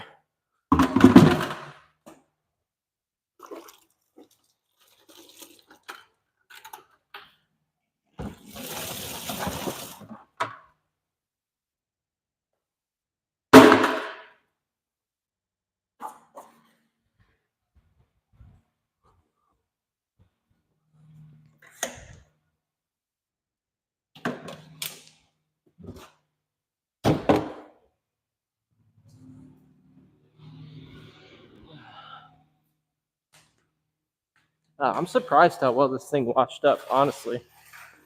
I'm glad. I could spend more time on touching up the wheels and cleaning the inside. I could spend time on other stuff. Well, the wash took a little longer than normal just because I'm moving this camera around. But really, it usually takes me a good 3 to 4 hours to do a good wash. All depending.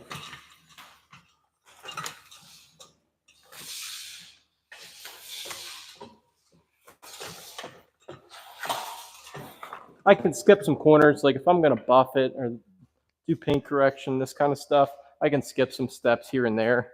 But then I got to clay, like I didn't clay bar this. I didn't need clayed. I'm not claying a coated car unless it needs it. Doesn't have any tar on it. No iron deposits. I almost wonder if he doesn't have another work vehicle. It's not lining up. This thing's looking too good for a work truck.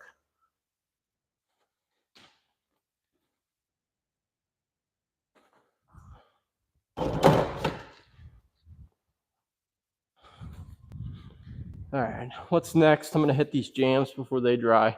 Hit all the door jams. I need to get a drink first, so I think I hear something outside. I don't know what them guys are doing. There's chopping the rye. I guess that's ryegrass. All That's my dream truck. I bought this canvas print at with that Legend truck giveaway. I'm like, oh man, I could buy a piece of office furniture or artwork for the shop and get entered to win. That was a couple years ago. He was giving that truck away. It was the satin red chrome. I was like, well, maybe I can just buy the wrap and wrap something in that color. But the wrap's like crazy expensive. My Honda's probably worth like $2,000, maybe three, but probably like $2,000. And the wrap material is like $4,000, $3,500. Like, this might not make sense. Put a $4,000 wrap on a $2,000 car. I couldn't sell myself that one. All right, let's get these jams done. I'm gonna check my battery real quick. I don't know how. I don't know if I could zoom in or out.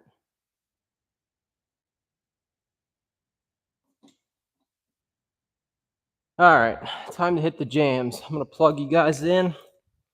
It's been over an hour. Well, it's been almost a couple hours. Plug this in. I'm just gonna hit the door jams. For the door jams, I'll just usually use whatever quick detailer you want to use, or any kind of drying aid, or if you just want to use water, you can. But usually use some kind of quick detailer. I think this is probably you guys over here.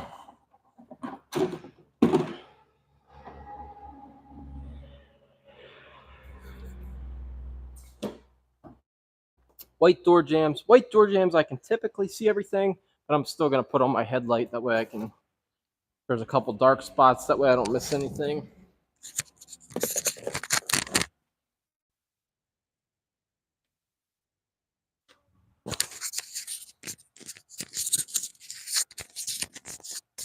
Try to put this microphone somewhere. All right. That probably was loud. Oh, now it's all wet. That's not good. Hopefully you guys can hear me okay. A wet microphone. All right. Is that all right? Let me know if that sounds bad or if it sounds okay.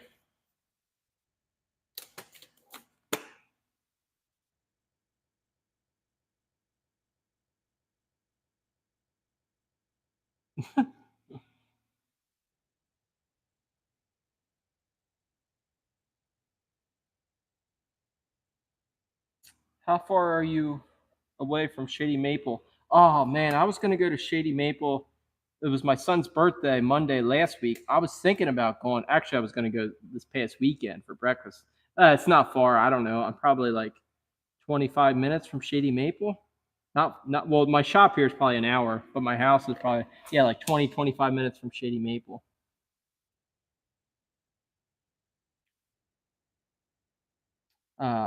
Yeah, I was just trying to simplify a lot. Oh, you work from home? Nice. That's not bad. You do some side work. That's not a bad deal. Good for you, man. That's cool.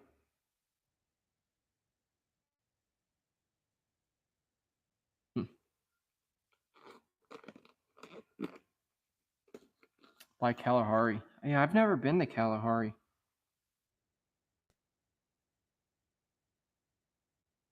Yeah, I wouldn't mind checking that out sometime. I know my son wouldn't mind going there.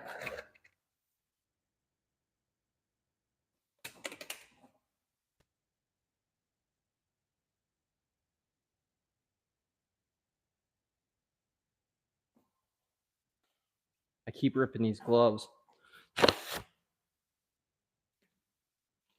That's why I need to order more gloves, I think. I think I'm on my last box.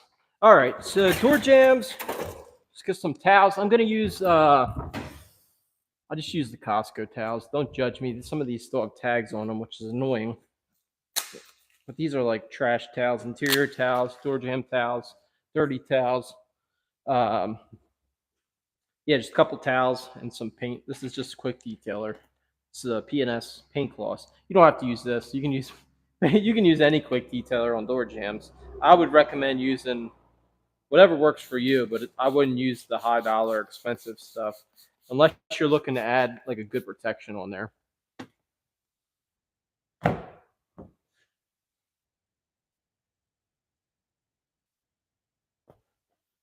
least they're white. Like black door jams, then you see all the streaks, so you have to double wipe everything. White door jams, sometimes you can get away with just a single wipe.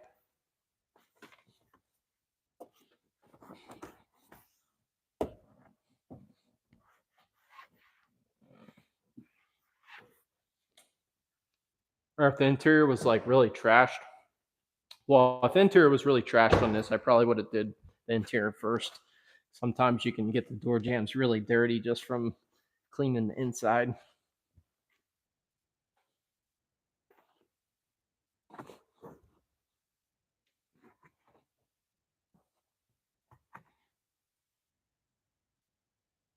These aren't too bad though, really.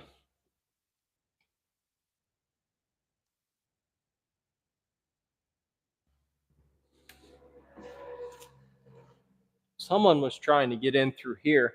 Must have locked their keys in the door. It's all scraped up there and there. Someone must have locked their keys in it, or that, or someone was trying to break into it.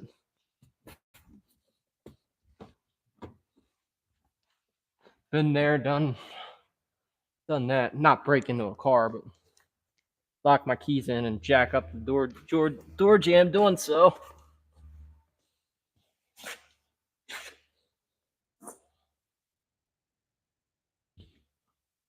All right, I'm gonna wipe under here. Hopefully it's not too dirty. We're gonna find out. It's a little muddy.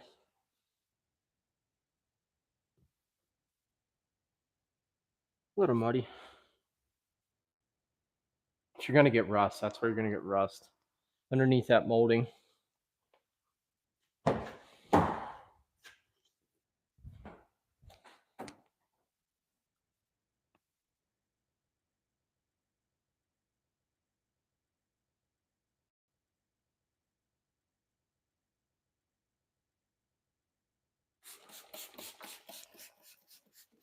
And the back doesn't even look like you used it. It's awesome.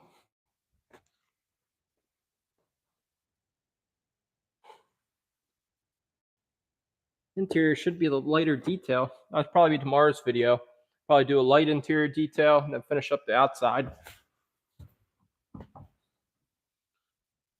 Interiors are just harder to do live stream because maybe I should get like a headset or like a camera mount for my head. I feel like it would be kind of shaky and hard to watch. I don't know. We'll see. I'll still live stream it. Just might not be that good of quality. I got to stay consistent, whether anyone watches or not. Push through.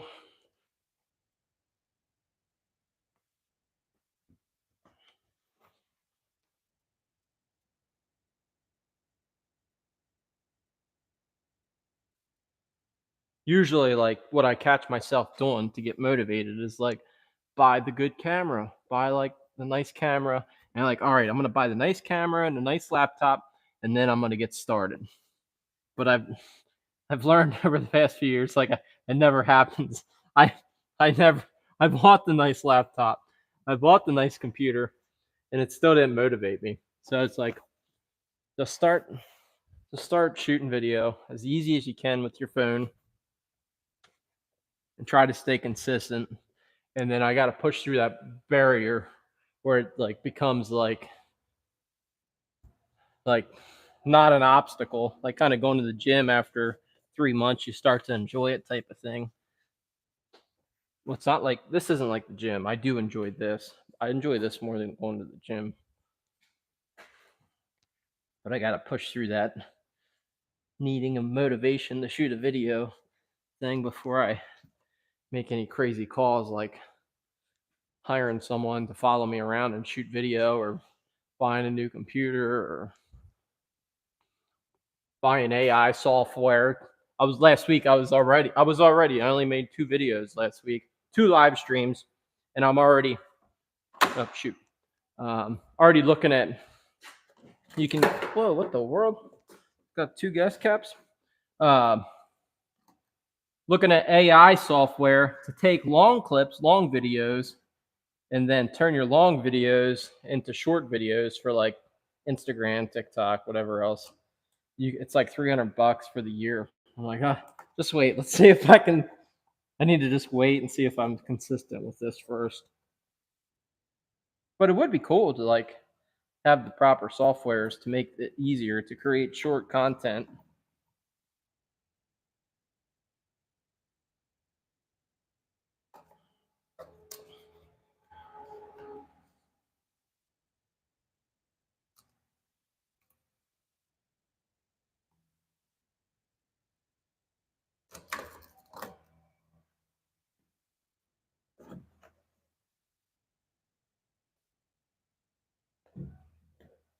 I'm so glad people are watching today, though. That definitely adds. Well, that's like a major motivational factor. If someone's actually taking time to watch what you're videoing, and yeah, that is like major motivation. If someone just watches it, just one person, it's all worth it. Like it's all worth it. All right, let's go to the other side. So we need like 6 cameras all around the shop, and I never have to touch a camera. It's just they're all like motion detected.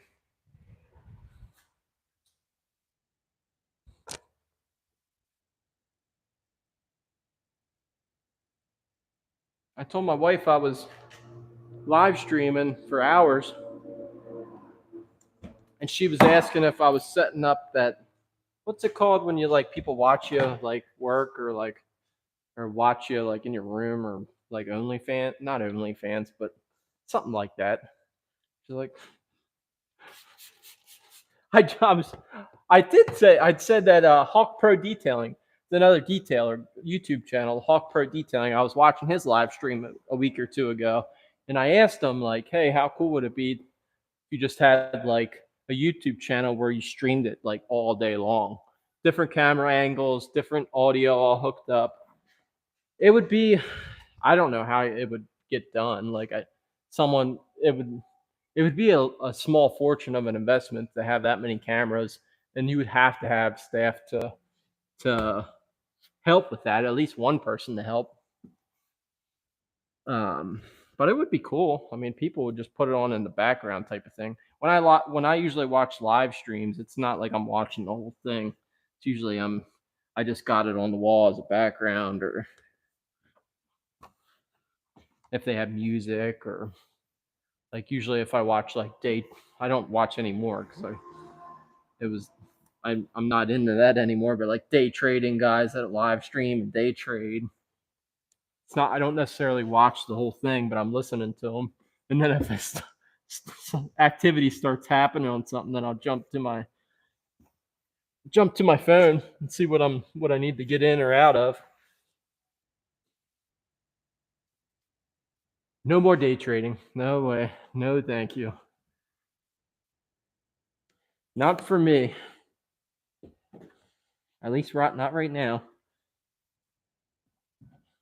It's one of them things you gotta go all in. At least I like you have to. You have to be willing to learn, and yeah, I don't know if I'm willing to learn all that. I do have a couple things that I swing trade, like hold it for a couple weeks and then get rid of it, but I learned my lesson on day trading. I'm sure a lot of other people did the past couple years.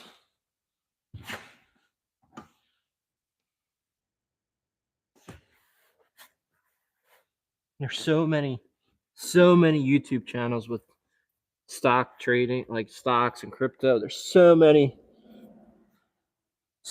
I engulfed myself in that for like a year, which I enjoy. Like I enjoy the people part of it. I enjoy listening to the people in the community. But as far as follow, like you can't follow what they do and do what they do because it's not going to work out. You got to do your own thing.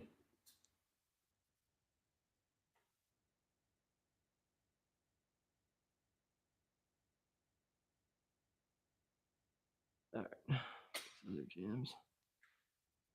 It's pretty good, pretty good. What this black mark is down here.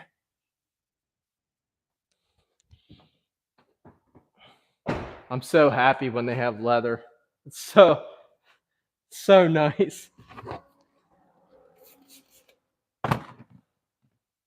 These towels usually get trashed from door jams. I won't throw them out. I'll keep them. I'll wash them. But door jams, you don't want to use your good towels if you don't have to.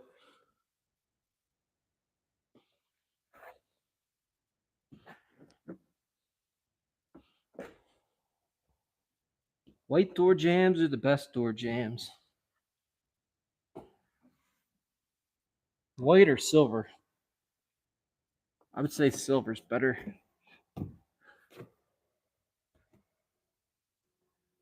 I don't even have my headlight on. I don't even have my headlight on, but I put it on for this.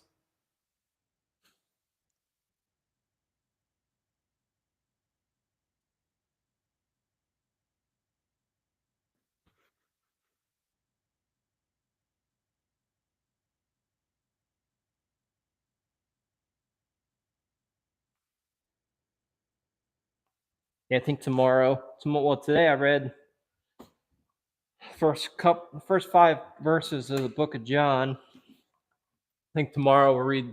I don't know. I think it goes right into John the Baptist. So one thing I learned last year, which don't make fun, is like the book of John and the John the Baptist are two different guys. I didn't. It sounds dumb, but I didn't know that. Well, the reason I didn't know is because I didn't read my Bible. I didn't read the Bible at all. Once in a while, if I was going through a tough time, I would like close my eyes and point and say, like, speak to me, God, and point to a verse and hope that he speaks.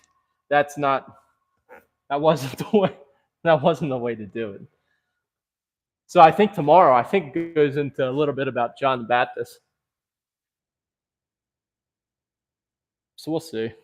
Like I said, I'm just learning all this stuff.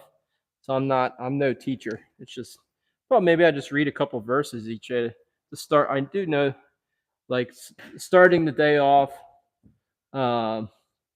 with God makes a big difference to get you through the anxiety and the stress and the struggle of the day to day. And then you're able to see like how God moves throughout the day through interactions with others. That's the fun part. All right, door jams are pretty good, I think. I feel like I might have missed something. I was kind of talking too much. Door jams are good. Maybe I'm thinking maybe we'll do the floor mats. Maybe we'll do the floor mats today. Yeah, I'll show you real quick how we clean some WeatherTech floor mats. But you guys, if you guys are watching this, you've probably already seen that video that I made. But we might as well do that. I think I might pull this thing out of the way. That way, once I'm done the floor mats, I can wash off the floor. You guys have any questions? I'm gonna pull this truck forward, and then you guys have any other questions, or maybe like something you might want to see? I don't know if I can provide what you want to see or not, but like, yeah, we want to see work on a Lamborghini. Yeah, me too.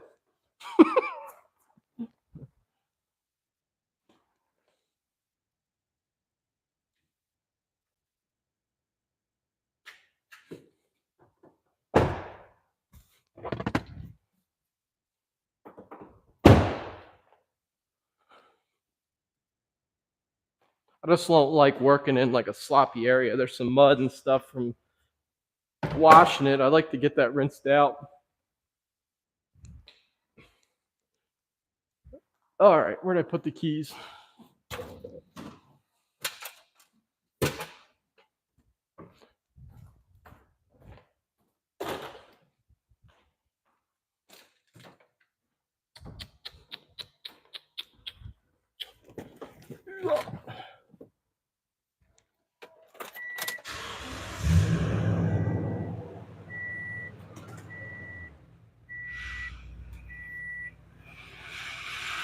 Something's rattling.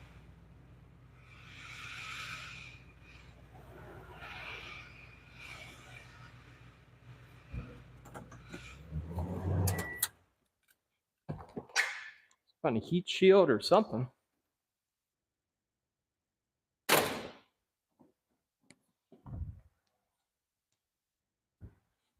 All right, let me take these floor mats out. Shoot, maybe I should rinse this floor off first.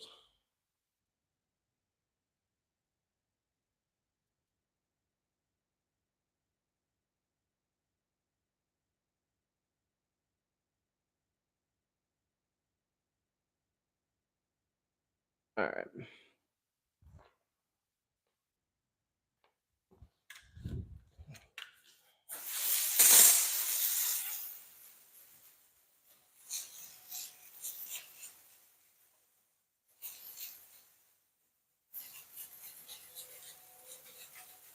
I have a drain over here on the side, but not all the water goes in the drain. A lot of it, some of it goes in the drain, but a lot of it goes out the door.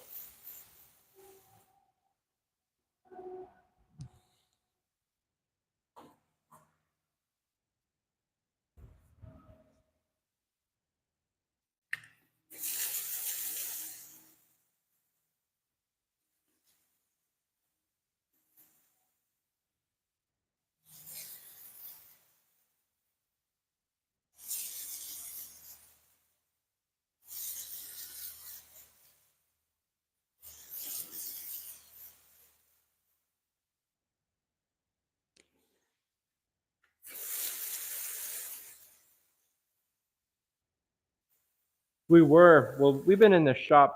I've been in the shop for probably 7 or 8, well, probably over 8 years actually. And we were like, I'd say 4 or 5 years ago, a friend was building a garage pretty close to here. He was building a brand new shop, and we were we were planning on moving into a brand new facility. I think it was like 5,000 square feet, where here we got a couple thousand. But just like it kept getting delayed with permits, and like I felt bad for him. It was just like next thing after the next as far as permitting, and then we had the whole shutdown thing, and everything was happening, and then eventually, like, well, it would have been like June last year. Like I had to let him know, hey, if you're interested, the building will be done by June. Let me know.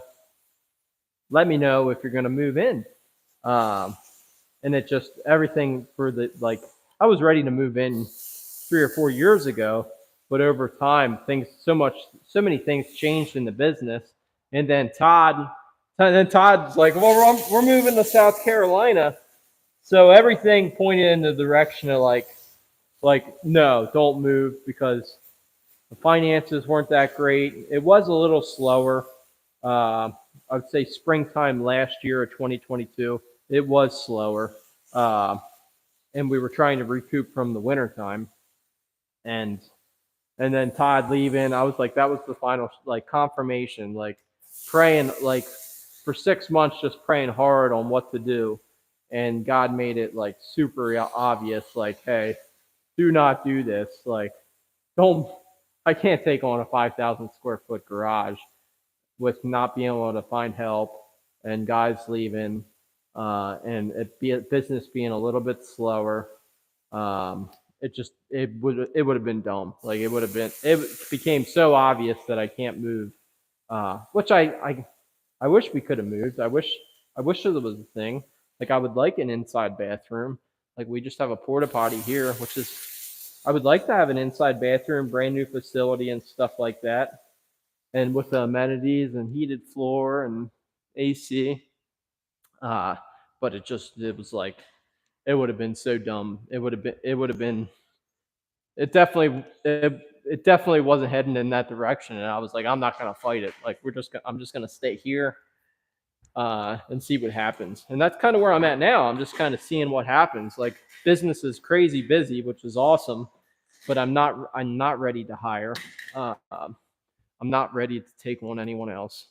Um, but then again, I don't know what direction I'm going. I feel like I need to have like goals, Like I've never had goals or like a direction as far as business. I've never had like set in stone goals and a path. So I need to figure that out as far as like a goal. I just need some kind of goal uh, and direction because and some kind of game plan. I don't have an exact game plan, but right now it's just like come in, get the work done, and spend time in my Bible and time with God. Like that's the time I'm having right now, and it's so good. Like it's just so that time is so good, and I enjoy it so much. I don't want to lose that. I don't want to get so busy and in the rat race again where I lose that because I know how I get. I get so into something and then I ignore everything around me, and I don't want to go back to that.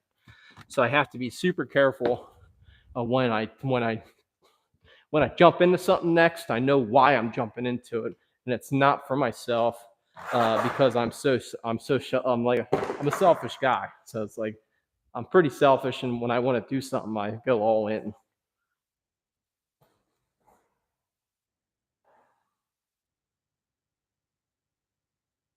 Yeah, I'll get you closer to these mats once I get them all out. That way you can see what I'm doing.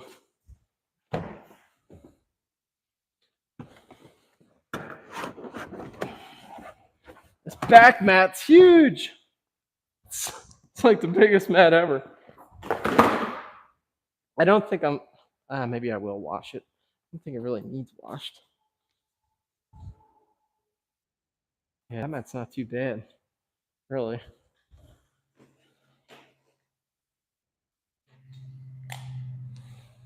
These mats aren't too bad either. But we'll go through the process to clean these mats.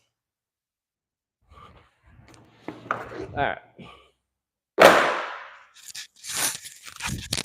Fix the microphone.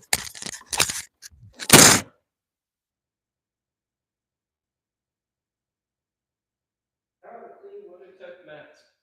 Oh, sorry guys, I just threw you. You hooked to my headlight and I just threw you across the room. All right. This is how to clean WeatherTech floor mats. See, this could be like a cut. This could be a video in itself.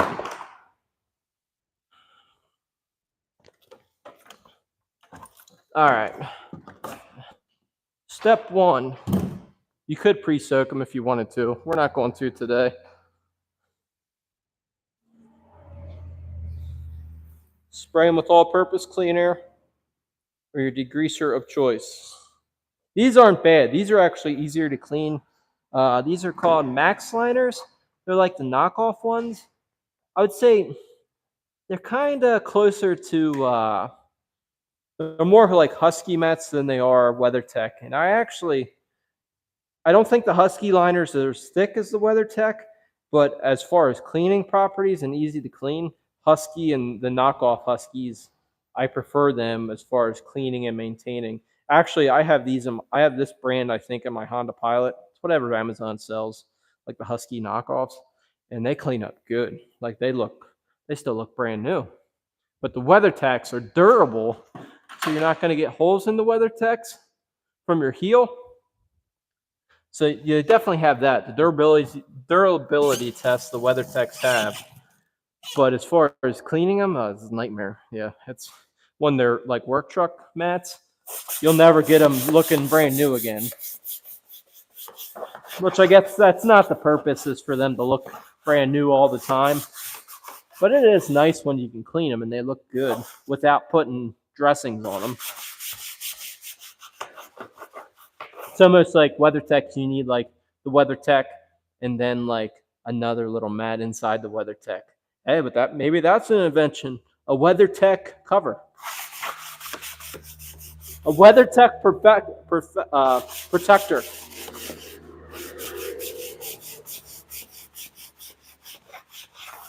That'd be funny. I joke about that, but people have like 5 sets of floor mats in their car. We get them all the time. They have like 5 sets of floor mats in one area. It's like floor mat on top of floor mat on top of floor mat.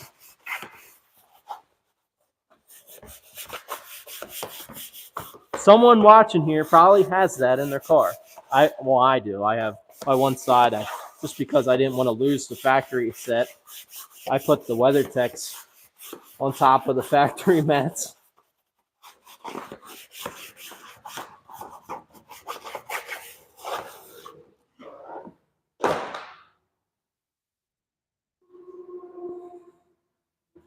This is just a tough shine. This is just a coarse brush. We could use the power drill, but we're going to go manual labor today.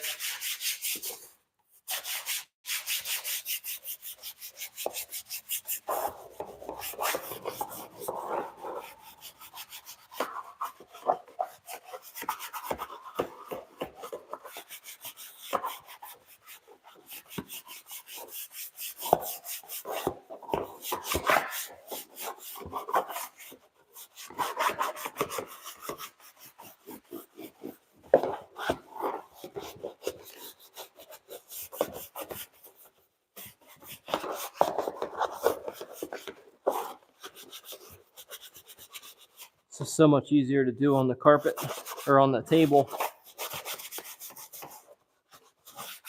Put them up on the table instead of bend over like this. All right, that's probably good enough. That's good. We'll put them this way. That way, when I pressure wash them, the water's coming this way. If we do it the other way, we're going to get bounced with cleaner. It's all going to come back and spray us.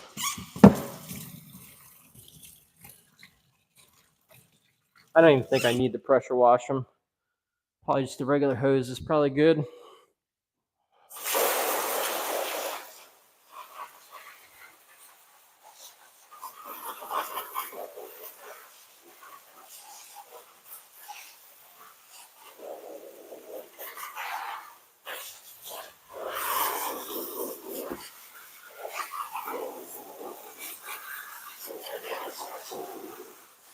Yeah, these mats always kind of like beat up. Like they kind of don't beat up, but they're like the water kind of repels.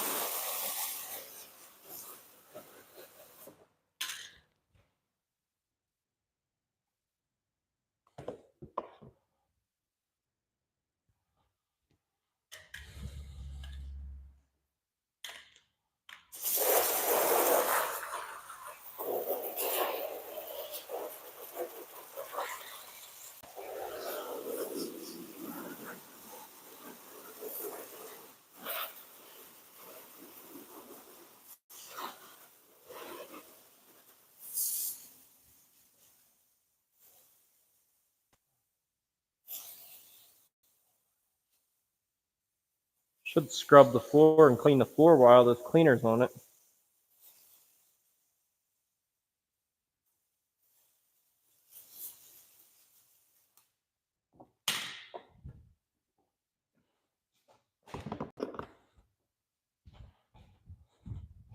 I don't think I'm going to spray this bigger mat. Or maybe I'll hang it.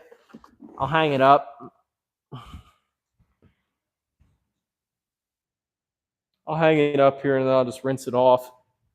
Doesn't really need scrubbed. It's just kind of dusty a little bit. I'll wipe it down later, but it doesn't need everything. Pretty good.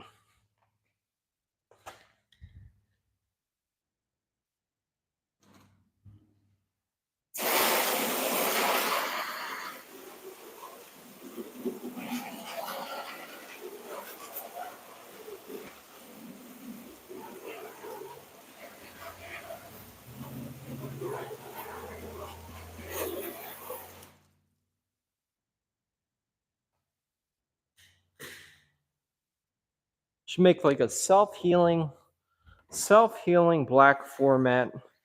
Where if we take like a blow dryer to it, all the scratches just self-heal, and then that's the problem with the WeatherTechs is like they scratch up, and then the dirt gets in the pores of the mat, and then you can't get it out. Like it doesn't come out because it's so scratched up. And like a rubber mat self-heals with the heat gun, and then it's like brand new. All right, let's see here. All right, I think I'm gonna think I'm going to call it quits for today. I need to go to the bathroom, get a drink. I think tomorrow I'll go live and we'll work on the inside of this thing. I'm not too sure what time it is right now, but we'll do the inside of this tomorrow, finish it up, kind of put the wheel coating on, maybe touch up some of the trim with the coating, touch up the glass, and then wipe out down the outside. But we'll finish this thing up tomorrow. Make sure you tune in. I don't know what time, but thank you so much for watching, guys. Let me see if there's any questions that we had earlier. I'm not seeing anything else here. Thanks, Will. Thanks, Ken. Trap Cracker. Neil, thank you. Ken, yeah, Trap Cracker. Thank you so much for tuning in. Thanks for watching me, guys. It does mean a lot. But yeah, I'll catch you guys tomorrow. Hopefully you can tune in, and we'll go from there. See you guys.